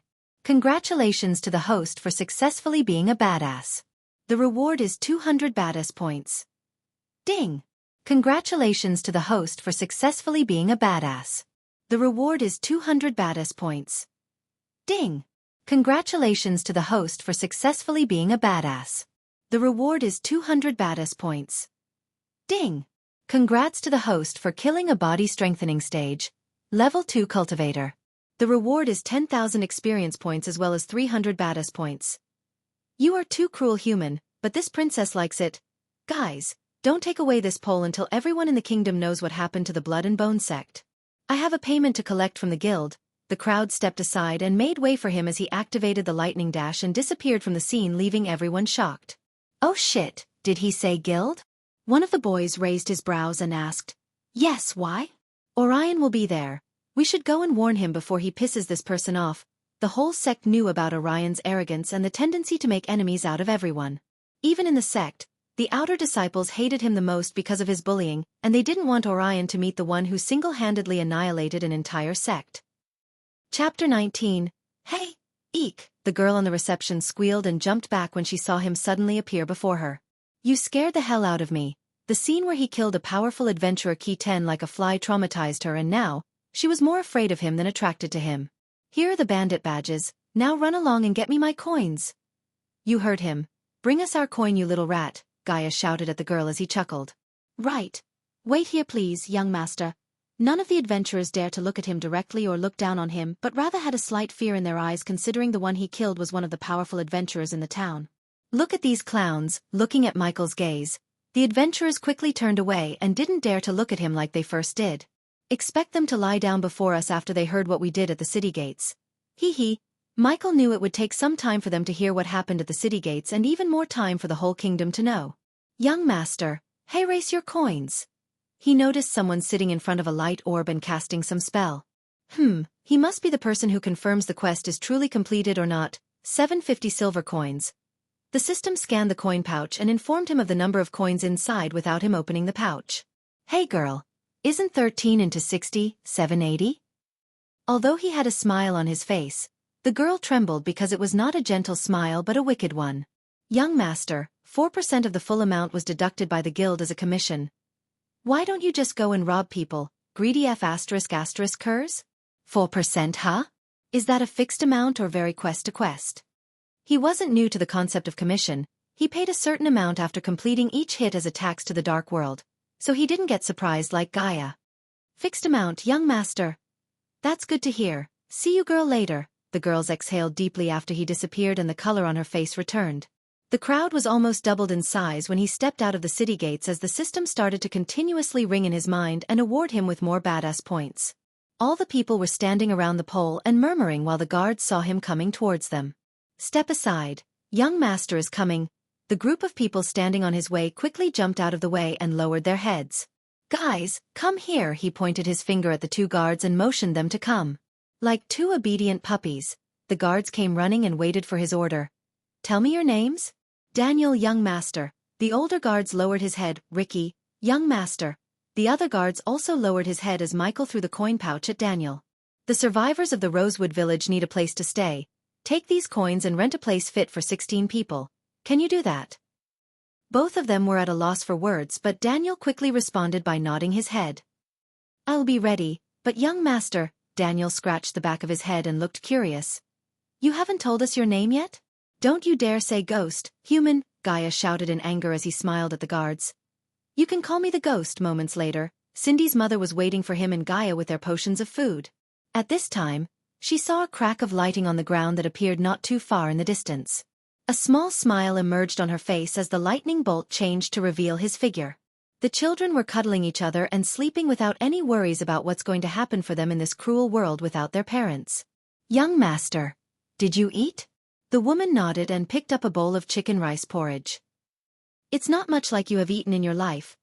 A powerful youth like him couldn't be anything but a rich young man who had enough abundant wealth and cultivation resources to be this powerful at such a young age, she thought. If you must know, I'm not a noble or lord of anything but a commoner just like you and these children. He took the bowl from the woman's hand and sat on the sandy ground. Wow, his eyes sparkled when the porridge touched his taste buds. He had never tasted something like this in his previous life, and he had eaten in any prestigious 5-star hotel and Michelin star restaurants on the earth. But he didn't give any fancy ingredient or anything special. Yet, the woman before him turned the usual ingredients into something special. This is delicious, lady. What's your name, by the way? She was bewildered hearing his comment. It was just a normal porridge that had chicken pieces in it, but looking at his expressions, she couldn't see any sign of him lying. I'm Raylene Agner, young master. She lowered her head in respect while Gaia jumped out of his body and completely shook Raylene. Her eyes widened as she became speechless seeing her suddenly appear out of his body. You want this prink? Just shut up and eat it, he interrupted her before she could finish her sentence and insult Raylene. How? Growl. She raised his finger angrily, but soon her face turned red in embarrassment because of the sounds her stomach was making breathing the aroma of the food. It's not gruel. She clenched her stomach tightly and tried to silence the sound coming from her stomach, but she ultimately failed. Here, don't embarrass yourself further. He took another bowl and handed it over to Gaia. She was already hungry when he chucked all the food in the inn, but her princess pride prevented her from asking for food. It has been almost a week since she ate something, and smelling something delicious as this, she couldn't hold her craving anymore. Taking the bowl in her hands, she gawked around and stood still like a confused child. Are you expecting a throne, princess? Sit your ass down here. His shout made Gaia's knees go soft as she sat on the sand with him. As she moved the spoon near her mouth, the fantastic smell of porridge wafted into her nose. Suddenly her appetite became out of control. She opened her mouth and took a bite, and the next moment, her eyes widened in disbelief. The delicious taste, including the scorching aroma of the chicken and the sweet and sour tang of the rice, tickled her taste buds instantly. My gosh! This is too delicious! A simple porridge like this, which was so ordinary in appearance, had become so attractive to her. However, the system notified Michael that the ingredients it gave were extremely high quality and everything was filled with pure arch energy molecules that made this porridge so much tastier. How else a simple porridge like this could be this delicious? Gaia, how is the food? He asked her at that moment. However, she had no time to answer the question as she devoured the porridge quickly. It seemed as if she was still longing for more. It is so good? He asked her with a grin, but he didn't wait for her answer as he turned to look at Raylene. Raylene, we are going to the river town and I made arrangement for your stay. Soon I will find a more permanent home for you guys. Tears rolled out of her eyes thinking about everything this stranger has done for them. Her tears, however, disappeared when a gentle wind blew on her face. You shed enough tears for one day. Even though it will be hard, try to forget about everything that happened. Chapter 20. The sky was turning dark and the bright stars were starting to come out while the gentle breeze of the evening wind was gently blowing. Look over there, the young master is coming. Who are those children behind him? Daniel and Ricky saw Michael, a woman, and a group of children of different ages walking towards them. They must be the survivors of the Rosewood village. As a commoner who was born and raised in a village like Rosewood, Daniel felt sad for those people. Many rulers and kings wouldn't raise a finger for a sect like Blood and Bone massacring the commoners, thinking it would damage their relationship with the sect. This was the first time that someone actually did something against a sect like the Blood and Bone. They still couldn't believe that the bones of the sect leader are hanging from a pole outside the city gates like a weird decoration. The entire river town was in turmoil hearing the news about the extermination of the sect, and by tomorrow night, the entire kingdom would know what happened to them and the person who killed them. At that time, Ghost would become just as famous as many popular adventurers and disciples. Next to Michael, the ones who profited more in this situation was none other than the two guards, Daniel and Ricky. Before Michael came to Rivertown, they were just two trash soldiers in the king's army sent to watch over this faraway land by the king of Bredia. They had no respect among the adventurers or the disciples of the various sects who come to the river town. In the other towns and cities, the guards had more prestige and would get a nice discount anywhere they went, but here, even the tavern owner wouldn't even give them a small discount on ale and food. However, now their reputation and respect skyrocketed as everyone in the town started to show them overwhelming respect because of Michael. Now Daniel and Ricky were not just guards but the minions of the Ghost, the one who single-handedly massacred the infamous Blood and Bone sect and burned the sect leader alive. While they were hunting for a large place to rent for the Ghost, the people and youths came to them asking about the Ghost and their association with him, and unlike Daniel who tried to keep his mouth closed, Ricky bragged about their connection with the Ghost. He even bragged saying he and the Ghost shared drinks, which was somewhat true. As she got closer to the city gates, Raylene saw a white skeleton hanging from a pole. She suddenly felt spooky and terrified looking at the skeleton. Do you see that skeleton? It's the sect leader of the Blood and Bone. In that instant, Raylene completely fell into a daze. Every single word was punctuated clearly within her ears. Young master, you killed him. Yes, Raylene's eyes still had that look of sheer shock as Daniel and Ricky came running. Young master Ghost, the owner stated an outrageous price, but we haggled and closed the deal for 300 silver coins, Ricky proudly exclaimed and handed over the coin pouch to Michael. Good job, here, keep this. He took 20 silver coins against Gaia's shout and gave it to Ricky. Share it later, now help them settle in the place. I have to check in with the tavern. Brother, aren't you coming to stay with us? Cindy pulled his sleeve and asked him as he ruffled her head playfully. No, but I will stay very close to you, Cindy. Young master, but Raylene was already in shock after hearing that he had spent 300 silver coins for them, and why did he have to stay the night at the inn while they stay in the house he rented with his coins? No, it won't be right for me to spend the night there. People tend to spread nasty rumors when a single mother stays the night alone with a young man. It would affect both her and Cindy in the future, so he decided to stay in the tavern. And if someone started to talk rubbish even after this, he would simply knock all their teeth off and shut them up for good. Young Master Ghost is right, my lady. These people have nasty mouths, Daniel said, and it took a few moments for Raylene to think about the consequences and agree with them. But what if those bad men come again? Cindy trembled tightly and held his hand, remembering the things that happened before her earlier. Those bad men left the world and will never come back. Yes, he lifted her up and kissed her on the cheek. Now go with these brothers and sleep. Don't cause any troubles for your mother. I want— Unexpectedly the girl wrapped her little hands around his neck and kissed him on the cheek. His heart was warm like never before, and he had no idea that his new side was also somewhat influenced by brass soul fragments in his own soul. He kissed her forehead and smiled while the guards were surprised seeing his change of moods. At this moment, he seemed extremely felt and approachable youth, but a few hours ago, he looked like the devil reincarnate with the overwhelming killing intent. Is he bad or good? The same question was going on inside Gaia's mind too, and until now, she couldn't find what kind of human he is. Take them there. He passed the little girl to Daniel as he took the girl into his arms with a warm smile on his face. He walked with them until he reached the tavern, and then he sent them with Danielle and Ricky. You are an orphan. Aren't you human? Just when the children and the guards disappeared from his sight, Gaia asked him as he froze. Don't try to deny it, human. I see the way you look at them, human. It's the look of someone who grew up without parents. Well, you do have some brain, princess. I'm surprised. Thanks, wait. What? How dare you? She screamed in anger, but it was good fun for him to make her angry while she was shouting at him. He entered the tavern, and the moment the people inside saw him, the place became dead silent as even a pin-dropping sound could be heard. Since the tavern was near the city gates, every one of them had seen what he did to Ralphie and they were terrified of him. Young Master Ghost, the waitress who had a wide smile on her face the other day, now was shivering and trying to let out a fake smile. Relax, guys. I only kill those who piss me off. Are you guys trying to piss me off by being silent? We are in a tavern, for God's sake. No, young master. The waitress quickly shook her head while the patrons in the tavern returned to their usual self little by little. Although the tavern was not as loud as before, still it was better than the dead silent. A group of 3 adventurers was occupying the table he sat before, but seeing him coming towards them, they quickly stood up and left the table. That's right, bitches, run. Chapter 21. The waitress welcomed them attentively. She accompanied to his table in the corner of the room. The way she looked at him now was a look filled with fear. This youth was really terrifying. Young Master Ghost, what would you like to order? Give me the green salad and hot water with lime. Considering he had already eaten and not very hungry, he ordered the salad on the menu before going to sleep. Keep the balance. The waitress was startled when he paid for his meals, even after becoming super scary and famous. Normally powerful cultivators and adventurers not only wouldn't pay but might demand coins using their power. The ghost's reputation in Rivertown after what he did outside was more than enough to make them cough out their today's earnings, but surprisingly he paid for his meals and even gave her considerable tips.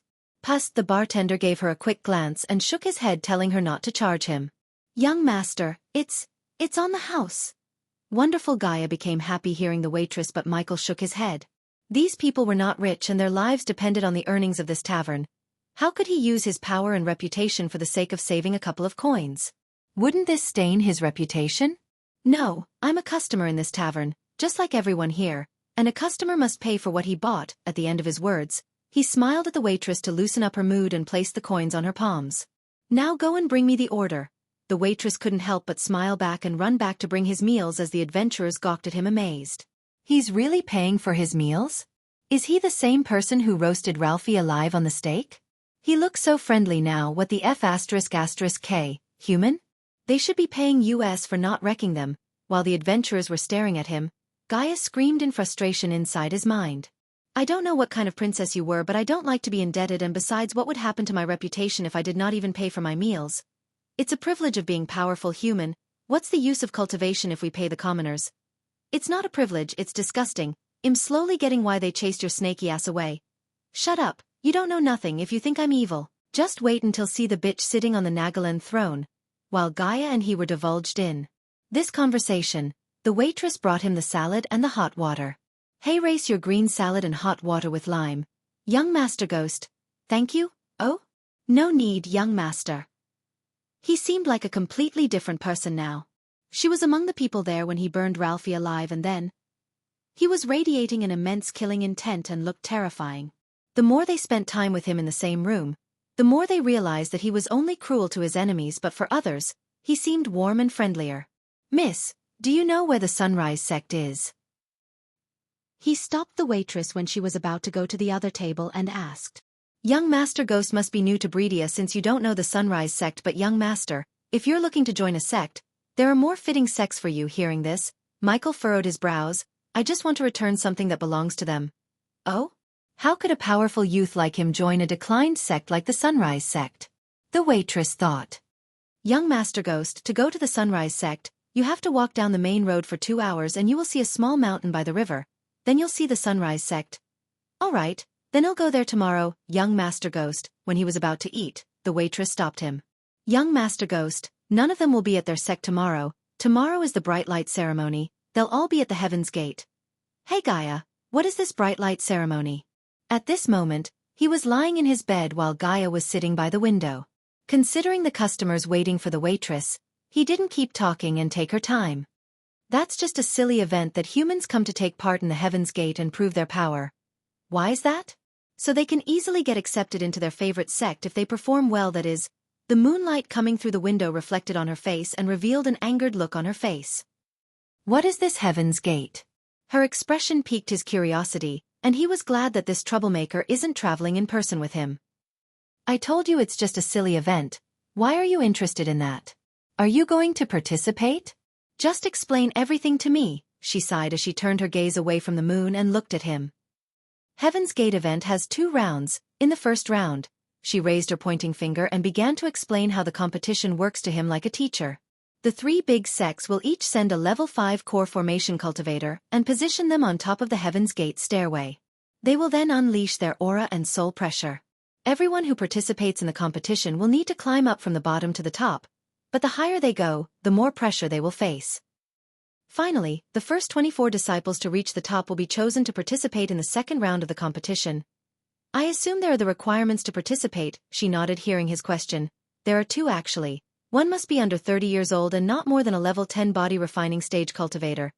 This means that I meet the requirements to participate in the competition. Don't be rash, human.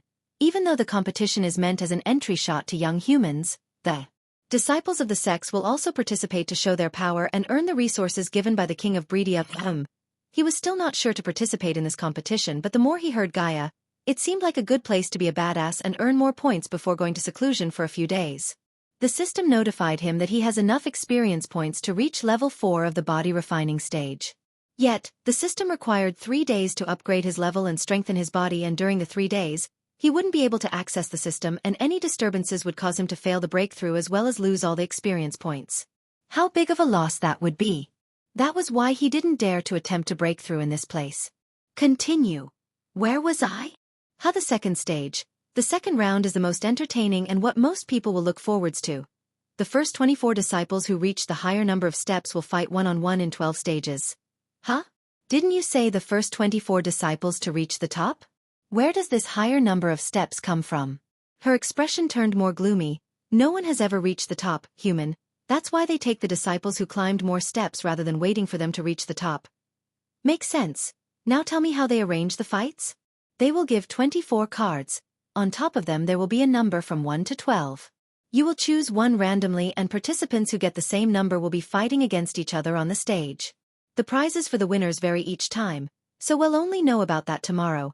He kept running his finger through his beardless smooth face and pondered about whether he should take part or not. Hey system, how many badass points do I have? 11,000 points. Alright system.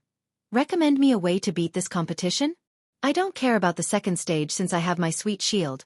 My concern is the first stage. Loading.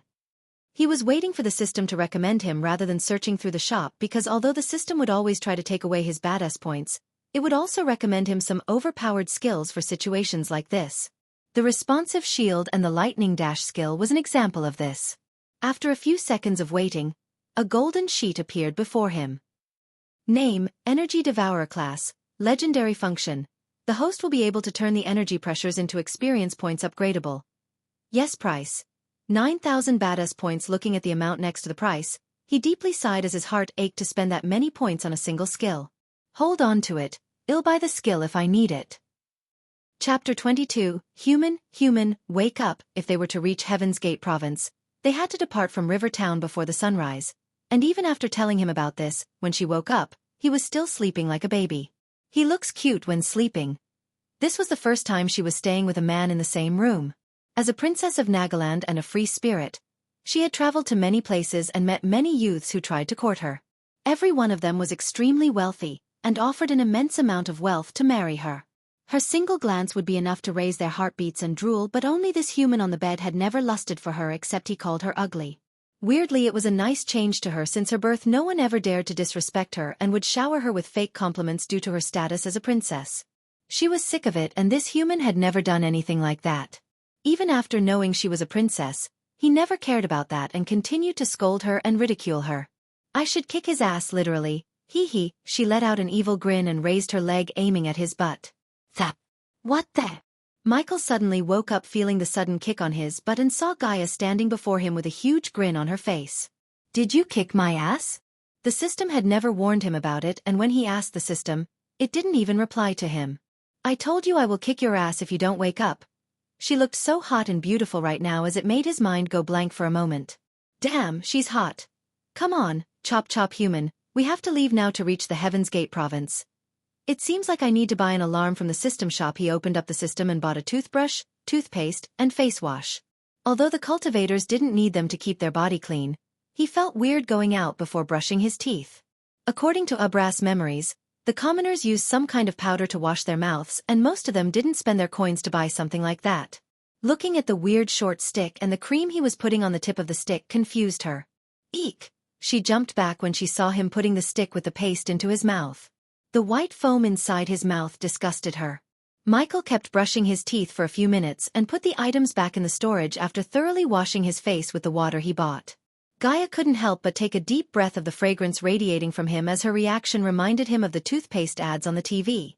She stepped forward, smelling the wash, and now she was standing just a few inches away from him. What is that smell, human?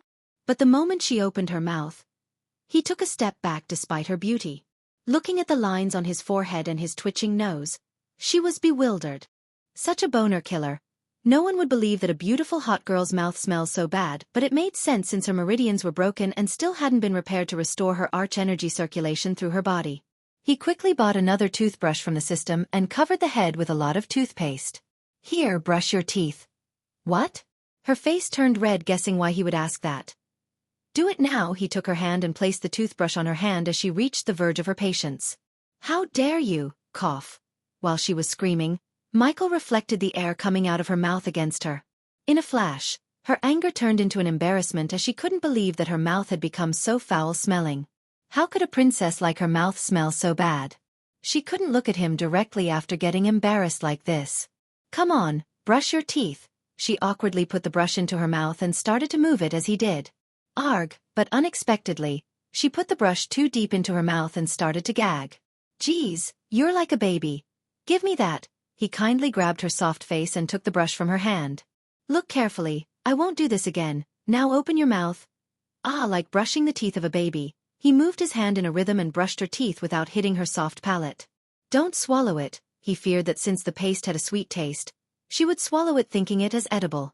After thoroughly brushing her teeth and cleaning her mouth with salt water, he made her wash her face, and then he put everything back in his system storage. Now say something. Thank you? She moved her head back a few inches, seeing him lean closer to her. Good, now it's better, but you must keep brushing your teeth 2 times a day, or I'll kick your ass. She meekly nodded since she couldn't talk back arrogantly in this situation. The morning sunlight filled the sky, pure scattered light as its hue ambitiously illuminating each crevice of the land. Sparrows chirped an explicit background melody while he was on his way to Heaven's Gate province. Heaven's province was a big city in the Breedia kingdom. It didn't matter if it was size or power. It couldn't be compared to the river town. As a city built through the sole efforts of the royal family of Breedia, the king had absolute control over the city. As per Gaia's knowledge, in this city, 3 big sects had their bases, and this caused endless conflicts within the city. Heaven's Gate City was built mainly for Heaven's Gate competition, which was held once every 2 years. The city, fortunately, didn't have any extraordinary value or resources, because if it did, more blood would be spilled. Michael and Gaia traveled for more than 4 hours from the river town before finally arriving at Heaven's Gate City. From the outside, the city itself portrayed a magnificent structure and an aristocratic atmosphere so dense that even the capitals of some countries on Earth couldn't compare with it, not to mention the small cities and the river town. Unlike the city wall in the river town, Heaven's Gate city wall was over 40 meters tall, and it wouldn't be possible for anyone under core strengthening cultivator to jump over it. When he finally arrived at the city gate, he found the city filled with people coming towards the city from all directions. Every 2 years, Heaven's Gate competition attracted countless warriors and people from various kingdoms and cities of this continent. Everyone here wanted to witness the presence of the three big sect's genius disciples. Since the king was busy with many internal and external troubles of Breedia, he rarely made an appearance, and today wouldn't be an exception. Those who came here were mostly rich people with high power and authority. One of the reasons why they came here was to witness the presence of these geniuses. Secondly, they were hoping for a chance to get in contact with the big sections. Thirdly, they could recruit some new talents for their house and increase their overall strength. There were also many fans of certain disciples who had arrived here to show their support. Many youngsters of various powerful and influential families also came from many different places in the kingdom to get admitted into the sects by showing their talent by competing in the competition. This caused their families to show their presence here as well. There were two reasons why the families would come. The first was to show their support, while the other was to show off. Being selected as a disciple of one of the big sects was an honor, and being able to participate in Heaven's Gate competition was an even bigger honor. Wow! So many people in one place, Michael exclaimed when he stopped using the lightning dash. This silly competition is a big deal for humans. Of course it will attract many people. Gaia said.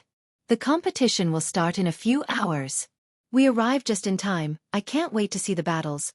This is my first time coming here, so I can't miss out on anything. Come, let's go. Let's rush to the city square, Isabi. We can't afford to miss the show. Chapter 23 Discussions regarding the competition were everywhere. Even though the city was big, it was unable to provide lodgings for so many people at once. Therefore, all of the traveler inns, taverns, and restaurants were fully booked many days ago, as they all had a sign showing full outside. Luckily, he didn't need to stay the night and had the lightning dash skill to rush back to River Town when he finishes his business here. A lot of people rushed to City Square in order to find a good spot for the upcoming show. Human, follow them. The more we wait, the more humans fill these streets here in Gaia. He followed behind the crowd and eventually arrived at City Square. This square is really too big. It covers more than a dozen square miles. Michael was really surprised. This was the biggest square he had ever seen, as it was more than 10 to 15 miles in circumference. This square made the Earth's biggest football stadium look like a small tennis court. This was beyond his imagination, since this world looked medieval and didn't have any technologies. In the middle of this open stadium, called simply Square by the people here, there was a fighting stage, and besides the stage, there were stairs so tall that they almost reached the clouds. In addition, there were stairs leading to platforms that were built in order to allow certain people to watch the fights more clearly. Heaven's Gate Square was built by the combined efforts of his many kings and the big sects for the sole purpose of the competition. Would it work if it was small? Leave him be, he seems new to the city. What a yokel! Hey! Gaia burst into laughter, hearing some despiteful words coming around them. But Michael just ignored them and kept looking around the square in wonder, since this square was really the biggest stadium he had ever seen. While looking at the stadium, he also concentrated on the conversations around him to get more intel. Do you know the Heaven's Gate stairway, also called the Stairway to God? It's said that every step is difficult as reaching the heavens. Imagine how difficult it is to climb to the top. Top? No one has ever reached the last step. My teacher said the highest record was achieved by a mysterious young woman who reached the 70th step. Holy shit! She must have been so powerful to reach so high while enduring the pressure created by core formation cultivators. Many people were discussing about the competition and how hard it would be. There were a lot of youngsters participating in the competition, and this stairway was only the first round. Those who performed outstandingly would have a chance to enter the second round of the competition. Some people described the competition as a survival of the fittest. Only those with strength would be able to survive. I heard that people who aren't a part of the sects can also participate in the competition. There was once this girl who wasn't a part of any of the four big sects participated and created a new record. Many sects wanted to take her as their disciples, but the girl disappeared before the second round. It seems like a rare scenario. The requirements set by the big sects are incredibly high. Those who want to participate in the competition cannot be more than 29 years old, and they must be at the body refining stage. A normal person can't reach that stage before the age of 39, let alone 29. And to become a disciple of one of the big sects, you would need to at least become one of the top 40-inch. If the disciples of the big sects aren't competing, many youngsters from powerful families would even become one of the top 20. Since it's not the case, they should aim for the range between 20 to 40. To become the top 20 without any background, then they must be a genius, but such geniuses would have become a disciple of one of the big sects long before this. He understood the competition really well after hearing these conversations, and just like Gaia said, people who weren't disciples of the big sects could participate as well. However, getting good results would be incredibly hard because all the geniuses in the kingdom had already become the disciples of one of the big sections. Now where can I find the Sunrise sect? They should be near the stage on the other side of the square. Human, go before the competition starts, sect leader Claire. We searched all over the river town but we couldn't find Rion anywhere but what, Elder Mark? A couple of middle-aged men wearing dark red robes were talking to a gorgeous-looking young lady, who had a voice like the beautiful symphony of bells and was extremely pleasant to the ears. The youngsters behind the young lady and the elders were looking pale and clenching their fist against their chest. Sect leader Claire, the Blood and Bones sect. The mere mention of the name made the female disciple's heart skip a beat, and even the sect leader seemed uncomfortable. What of it? The young lady frowned and asked. The whole sect was annihilated overnight. Sect leader, the disciples and the sect leader were taken aback by shock. Even though their Sunrise sect was declined to the point that they only had 30 disciples in total, just as the Blood and Bone sect, they couldn't be compared to that evil sect in terms of power.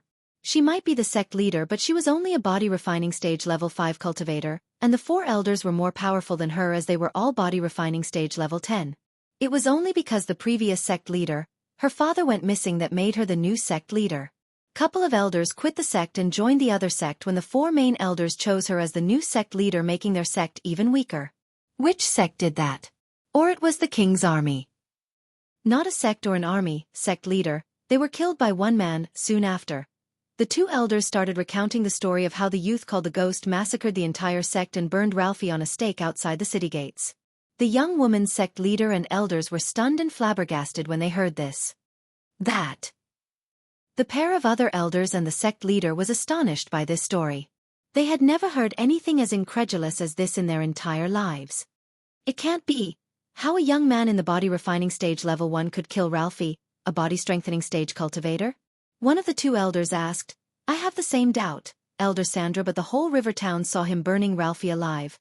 Incredible it sounded. It couldn't help with their current situation at all.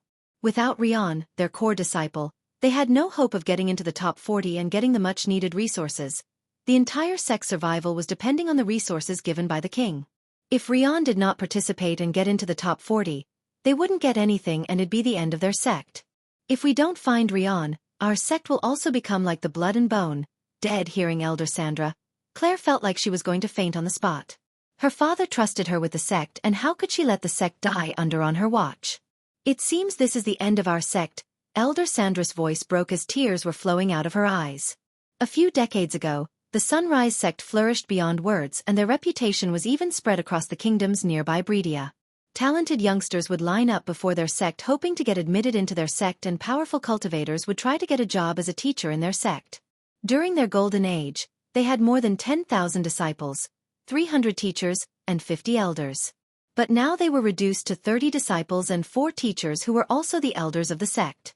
Elder Sandra practically grew up in the sect since she was a baby with her mother, who was an elder. She loved the sect just as much as Claire, so her heart ached to see the sect in its last leg. Elder Sandra. Thinking about this, Elder Sandra felt dizzy and stumbled back as Elder Mark quickly grabbed her hand before she hit the ground. Elder Sandra! Claire shouted, looking at Elder Sandra, who was lying in Elder Mark's hands without consciousness. Give me some water. Claire shouted at her disciples as they looked at each other for water, and some of them rushed into the crowd to get her some water. You guys look like you need some help. Suddenly they heard a voice and turned to look at a young man wearing black robes walking towards them with a smile. Chapter 24. The disciples looked dumbstruck and looked at the young man walking towards them. Even in a desperate situation like this, the female disciples couldn't help but stare and swallow, mouths full of saliva, looking at the handsome young man before them. He had a perfect facial structure and a body frame, and simply, he was too cute and too hot at the same time. Here, the young man held a water bottle out and waited for them to take it. Who are you, young man? The elder beside Elder Mark asked him doubtfully. He was wearing neither a badge of a sect nor a uniform. Elders can ask the questions later, but now take this and help her. Claire knew he's right as she grabbed the bottle to sprinkle the water on Elder Sandra's face. The elders and the disciples looked suspiciously at him while he just kept his cool smile on his face. Even though the young lady before him looked gorgeous and resembled Jennifer Lawrence, her beauty didn't shock him as Gaia's beauty. When the water droplets hit her face, Elder Sandra slowly opened her eyes. Elder Sandra. The tears flowing out of Claire landed on Elder Sandra's face with the water from the bottle. Sect leader Claire. He could barely hear these words coming out of the woman's mouth and wondered what just happened. Did Rion come? He will, Elder Sandra, he will. He didn't know why they were looking for Rion, but only he knew that Rion will not come as they expect. He buried him yesterday. I raised you, Sect leader Claire. I can tell when you're lying. Without Rion participating, we won't be getting the resources, Sect leader Claire. You know what would happen if we don't get that resources? Human, I think they are expecting the dead human to participate in the competition representing their sect. Looking at the saddened and hopeless faces, he decided not to be the bearer of the bad news but help them for Rion, a kind soul who died defending those children. Boom, boom, boom, boom. Before he could speak any words, the sound of beating war drums reverberated the square, and the previously noisy square immediately became silent. He guessed the beating of the war drums signified the start of the competition. The war drums sounded out from all four directions of the square. Each beat started out loud, but would gradually fade, shaking everyone on the spot. The war drums had been passed down from many generations and remained as a symbol of battle. At the battlegrounds, warriors who heard the war drums would immediately feel their blood start boiling. At all four sides of Heaven's Gate Square, there was a long and wide passage. On top of each passage, a few giant golden holographic words appeared. Above the East Passage was the famous Morning Star Sect, while above the West Passage was Golden Valley Sect. The words over the South Passage were Silver Moon School, and lastly above the North Passage had only one word written in plain text: others. The first three were the designated passages for the three big sections. Even though the square was crowded with people, no one dared to get close to the sections.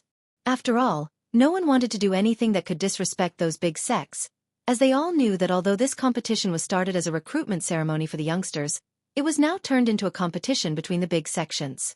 Look, the disciples of the three big sects are about to arrive, one of the girls behind Claire whispered. Following the beating of the war drums, some figures started emerging from the three passages designated for the sections. They were walking towards the center of the square with proud and arrogant expressions. Most people respected these disciples, while others envied them deeply. Michael noticed that some even had their eyes pointing towards the skies, expressing unparalleled pride and arrogance like he had never seen before. The respectful and envious looks of these common people were like a drug to them that made them high. Every single disciple who walked out from the three passages was at the body refining stage, and even the weakest of them were level 6. He thought he would see youngsters with his level of cultivation for the fourth passage, but even there, most of them were body refining stage level 5, and only a couple of them seemed to be his level. On the east side, where the Morning Star Sect was, all of the disciples were wearing golden robes, and on their chests had an embroidered star symbol. This was the symbol of the Morning Star Sect. The Golden Valley Sect disciples wore matching plain yellow robes with a long sword decorated on their chest. As for the Silver Moon Pavilion, the majority of them were girls. These girls were wearing a variety of colorful patterned dresses. All of them looked so sexy and hot, like actresses and models in Michael's eyes. Why is everyone in this world so hot and sexy? Their tight dresses were perfectly complementing their gorgeous features and their curves, which caused the men's testosterone level soar through in their blood as soon as they saw these girls. Damn! Those chicks from the Silver Moon are really sexy. If you have the talent, then you could just join the Valley of Happiness. Then you would be able to sleep with them every single day. Fool! The Silver Moon focuses on seducing cultivation, and it is considered an unethical method. They'll turn your lust into a type of energy and use it to cultivate. The more you lust after them, the more they use you while you just slowly keep dying, or worse. Leeches, Gaia scowled looking at those female disciples. The girls from the Silver Moon instantly attracted all eyes. Amongst the three big sects in the kingdom, they had the least disciples, but their combined strength was not to be underrated, especially their seduction skills, which were unparalleled. Some of the female disciples from Silver Moon were also very slutty because by using their seduction skills, they managed to get a lot of support from the different powers. This made the Silver Moon a very influential sect in the kingdom. Look, it's Evan Clark from the Morning Star, someone shouted. Upon hearing this, many people shifted their gaze towards the direction of the Morning Star. Michael also turned his gaze, and he saw the last man who was walking out of the passage. That man wearing dark grayish robes, looking handsome and tall. All other disciples from the Morning Star sect were wearing golden robes, but he was the only person wearing a grayish one. It could be considered a special case considering the fact that he was powerful and famous even amongst the other geniuses. Many say that he is a rare genius, and his potential is even equal to Miss Selena. He will most likely get first place this time. The appearance of this youth caused some uproar at the scene, with his aura of a genius and handsome face. No matter where he went, he would immediately be the center of attraction, especially the girls. But the whole stadium made a gaping noise when they saw the girl who was walking out of the Golden Valley passage. Oh my god! It's Victoria Parken from the Golden Valley. She's so beautiful. And powerful. She was wearing a set of blue robes with a hint of green. She looked angelic and as calm as the ocean. The color of her robes and the jewels she wore perfectly complemented her physical features. Every part of her body was fascinating to the eye as she was extremely attractive. And if Michael had to rank the beautiful girls he had seen in this world, she would only be next to Gaia. I've heard that she went directly from formation stage level 8 to body refining stage level 3. And I heard she learned an ancient spell from one of her elders. That's extremely fortunate. Only a handful of people knew ancient spells and she's now one of them. She might even be more powerful than Evan Clark. It seems Hannah Berry and Nyla Reed from the Silver Moon are here as well.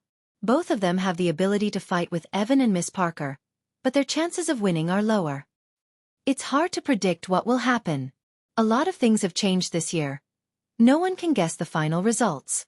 Last time, Miss Selena appeared out of nowhere and took the 4th place in the competition, and she was the youngest in the competition that year. And don't forget that mysterious young girl who created a record by climbing to the 70th step.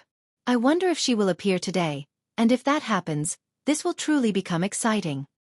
Chapter 25 discussions were everywhere and everyone was focused on Evan Clark, Victoria Parker, Hannah Berry, and Nyla Reed. Each of the 3 big sects had their own representatives, and these 4 disciples were the most obvious ones. If nothing special happened, then the top 4 spots would go to these 4 disciples. Michael roughly counted the youngsters on the arena. Each of the 3 sects had nearly 200 disciples, while youngsters standing on the others' passage had less, with about 100 to 130 of them. Although Breedia was a small kingdom on the Elan continent, it was still a huge and diverse land, with prodigies and geniuses everywhere. In each of these big sects, there were more than 5,000 disciples, and most of them were outer circle disciples at the foundation stage or early body refining stage. Of those who came to participate in this event, many of them were only here to gain experience and to test their abilities and strength. The rate of elimination was just too high in this competition. As a competition with more than 700 participants, only 24 of them were allowed to advance to the second round. All the participants are required to come to the center in 5 minutes. A loud voice of a woman reverberated in the stadium, while all the disciples from the big sects and the youngsters from the other passage had already walked towards the center of the square without waiting for 5 minutes. Teacher, what do we do? One of the Sunrise sect girls shivered and looked at Claire as the elder beside Mark exhaled deeply. Rion is not coming, sect leader Claire. We should leave this place now. That would at least give us some dignity rather than ridicule by the other sects. Hearing him, Elder Sandra wiped off her tears and tried to let out a smile. Elder Miles is right, sect leader Claire. There's nothing we can do anymore. Let's leave this place and pack our things. I should distribute the remaining books and herbs to the children Before she could finish her sentence, her throat tightened and tears welled up in her eyes. You don't have to. Only now Elder Sandra noticed the black-robed youth standing with them when she heard his voice. What if I participate in the competition and donate my winnings to your sect?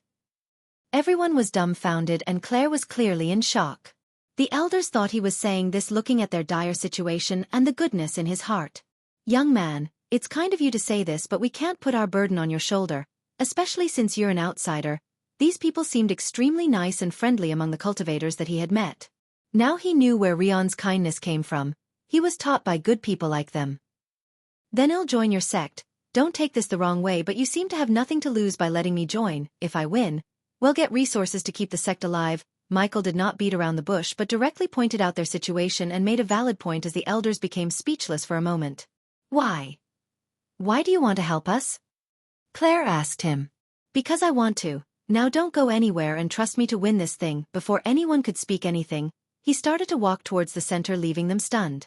Claire and the elders didn't see any deception or bad intent in his eyes but the initiative to help them. She was affected by this stranger's sincerity in wanting to help them even though he had just met them. This touched her to a certain degree while she was looking at the youth walking towards the center. Well, he's right. We have nothing to lose, and looking at his cultivation level, he will join us sooner than he thinks. When he reached the center, the war drums were beaten again. Boom, boom, boom. The beating of war drums was getting more rapid. Many people were holding their breath. They all knew that 3 core formation cultivators were about to appear on top of Heaven's Gate stairway and release their soul pressure. And just at that moment, 4 figures flew in like meteors from 4 different directions and landed on top of the stairway. When the crowd saw their faces, they were startled with their mouths wide open. Because these 4 people were not like those from the previous year. Last year they were all just teachers from the 3 big sections. But now, the 3 people on top of the stairway were 3 young men and a woman, and they were all young. It's her, Selena, the youngest to reach the body strengthening stage and also the youngest core disciple of the Morning Star sect. Damn, aren't these the top 4 of the competition 2 years ago? Selena from the Morning Star, Adam Kane from the Golden Valley, Sadie Kaplan from the Silver Moon. Oh my god! Alex Fisher the Morning Star is here. Wow, it's the Alex Fisher who took the first place 2 years ago. He is so young and he really is a rare genius. Being able to see these prodigies with my own eyes really made the trip here worth it. I think they are going to be the ones assessing the competition this year. Teachers, what do we do now? Are we going to trust that stranger and wait for him? I have a weird feeling about him. Let's see what he can do. Even though his cultivation level was low, Elder Marked sensed a powerful aura around him and wanted to know whether he's right or wrong. Human. Let's get the F***K out of here. Now. Just when he was about to join the crowd, Gaia shouted in his mind and her voice was full of panic. Shit! Michael realized why she was screaming as he noticed the girl on the top of the stair. She was the girl who tried to kill him for no reason at the waterfalls. Fortunately, she didn't notice him in the crowd, but he cursed his luck. I can't back out now. I'm pretty sure the system would reduce my points and do something crazy. With the arrival of the 4 celebrity disciples, the atmosphere immediately turned intense. Everyone was expecting to see the teachers of the big sects arrive, but they never had expected to see these celebrities of the younger generation here today. Michael also couldn't stop but stare at the 4 youngsters on the top as the aura around them was really remarkable and powerful. At this point, his mind accustomed to seeing angelic beauties as Sadie Kaplan was one of them. Adam Kane from the Golden Valley on the other hand could be considered normal compared to Selena and the youngster standing beside her. He was wearing a pearl-white fur coat matching his long silver hair that was waving in the wind, and his handsome facial features like male models making him look all-powerful as he unleashed the aura of a superior person. There was also a thin layer of golden light around his body, and compared to him, none of these youngsters seemed extraordinary, even Selena. He must be the boyfriend of that psycho. I should be ready to use my teleportation scroll if these 2 try anything funny, but what life without a challenge, huh? He thought to himself as his lips curved upward. His hot blood started boiling. At first, he came here to inform the Sunrise sect about Rion's demise, but now looking at the crowd and these geniuses, he wanted to show who's the new boss in this kingdom. What if they were rare geniuses? He had the system to aid him, and with the help of the system, he decided to beat this competition and earn a sweet amount of badass points. Thinking about the badass points, his fighting spirit ignited and adrenaline started to pump up. Alex Fisher and Selena stood in the middle of the stairway on the top, like the leaders of this group. He casually raised his hand. Then the beating of the war drums immediately stopped. I won't waste my time by explaining this round. As usual, we only need the top 24. I will announce the prizes for the winners later. He coolly said as if he was a king giving out an order, radiating an aura of a ruler. Chapter 26. Where Michael was standing, all the youngsters of the big sects were getting ready. They all looked pumped up and ready to take on the world, as their eyes were radiating fierce looks. It didn't require a genius to figure out the relationship between these 3 sects were not friendly. Especially the relationship between the Morning Star and the Golden Valley seemed worse. By looking at the way Evan Clark and Victoria Parker glaring at each other revealed the enmity between them. Therefore, like the sheep following their shepherd, the disciples from both sects had started to engage in a verbal war. Not long ago, in the competition among the 3 sects, Alex Fisher defeated Adam Kane of Golden Valley within 5 attacks and pissed off many Golden Valley disciples. Now they were looking forward to Victoria Parker to defeat Evan Clark and wipe the shame away to an extent. So the second round of the competition would definitely become even more intense. On the bottom of the stairway, the disciples of the sects as well as the other youngsters were looking at the 4 persons standing at the top, their eyes filled with envy, while many boys were drooling looking at the hot girls on the top. Senior Alex and Miss Selena are the definition of a perfect couple. Look at their demeanor and aura around them. Only if I could have a girlfriend like her, sigh, and a boyfriend like Senior Alex. Hey, look, the Golden Valley dogs drooling at the Morning Stars. Shut the F***K up, you scoundrels. If it wasn't for our senior Adam being sick that day, he would have kicked your senior's ass and sent him back to where he came from. How dare you disrespect our senior Alex? Let's wait until our Evan Clark meet your little Miss Victoria in the battleground, then we'll see who kicks whose ass. Obviously Sister Victoria gonna kick his ass. Hey darling, I'll visit your Silver Moon Palace later. What the F***K, dude? The scene immediately became very intense. It looked like they were about to start attacking each other. The calmest person on the scene was Michael. Although he was irritated about Selena's presence, he didn't give a shit about the enmity among these celebrity disciples. As far as he was concerned, he's here to earn badass points and help the Sunrise sect in the process, so he could get a secluded place to break through. He was born narcissistic, and how could he admire these disciples? Begin, Alex said calmly, but his voice was enhanced with arch energy to be extremely loud, signaling the start of the first round. Nearly 700 youngsters instantly started running up the stairway. The stairway was extremely wide and looked like even if there were more than 1,000 people on it at the same time, it wouldn't feel crowded. There were a total of 100 stone steps on Heaven's Gate stairway, and each step was at least half a meter tall. It seemed like any commoner could easily climb such stairways, let alone cultivators like themselves. In their eyes it was nothing. Some of them were even jumping forward like rabbits after hearing Alex's words. It was very funny looking at them as Michael chuckled inside. Human, what are you doing?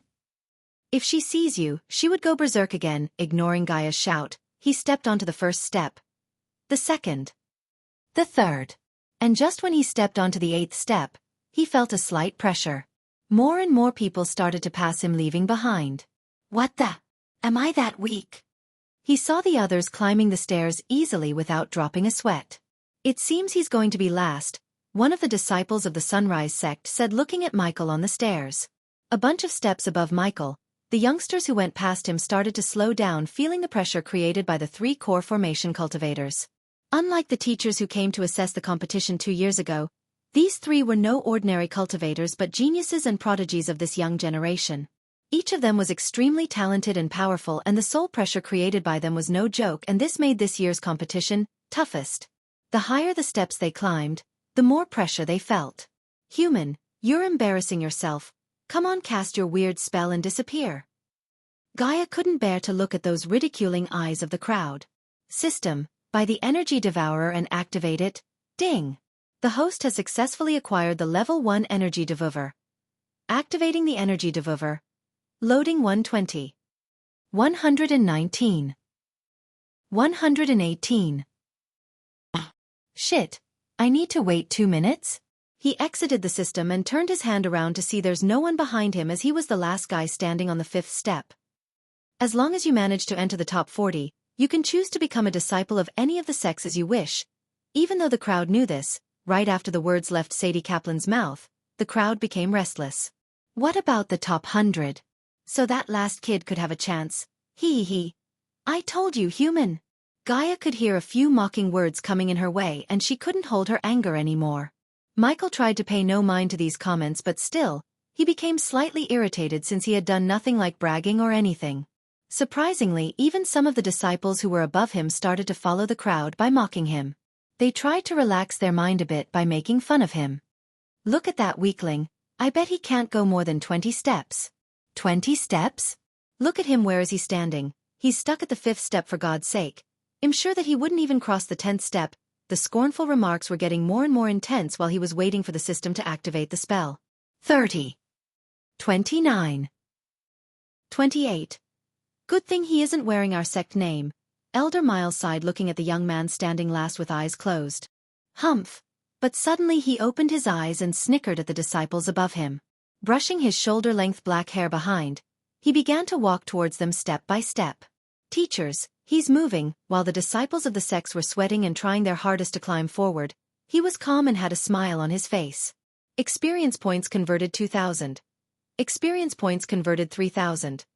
Experience points converted 4,000. The legendary spell devoured the soul pressure and converted it to experience points as the invisible force he had felt a moment ago now disappeared. In a few seconds, he reached the 10th step and looked at the girls who made fun of him before. The 2 girls were only a couple of steps above him, and seeing him walking calmly towards them, they were utterly shocked. Middle finger bitches. He simply showed his middle finger to both of the girls and walked past them as their faces turned red like beet in anger. However, they couldn't do anything as they were trying their best not to fall down due to soul pressure. How dare he? Shut up, they deserved it. Arrogant bastard. Some of the crowd noticed what just happened at the 13th step and began to argue as Michael calmly climbed the stairs. Human, were you playing with me a moment ago? Gaia asked, looking at him moving higher step by step without stopping. Once many of them reached the 20th step, the pressure almost doubled and started weighing down on them. Each of them felt they were being crushed by a little invincible mountain. The knees started to bend as sweat wetted their shirts and trousers. The higher they climbed, the bigger the pressure, and many of them stopped moving. I don't think I can move any further than this, the pressure is too strong. I can even feel my soul trembling. Yeah, me too, some of them sighed and said while wiping their sweat away. At the 20th step, most of them who were standing were body refining stage level 4, but when they saw Michael, who was only a body refining stage level 1, calmly walking past them, their mouths and eyes widened in shock. Huh! From the 20th step to the 30th steps, only 100 or so youngsters were standing tall compared to the starting 700 people. Among this 100, the geniuses like Evan Clark and Victoria Parker had already reached the 30th step and still looked calm and relaxed, while many beside them looked exhausted. Elder Sandra, how is he climbing with his level of cultivation? Sect leader Claire opened her mouth wide looking at him and asked Elder Sandra. I don't know, it shouldn't be possible. You're tuning in to the Wisdom Diary YouTube channel. Don't forget to subscribe and join us on this journey to catch the most captivating stories.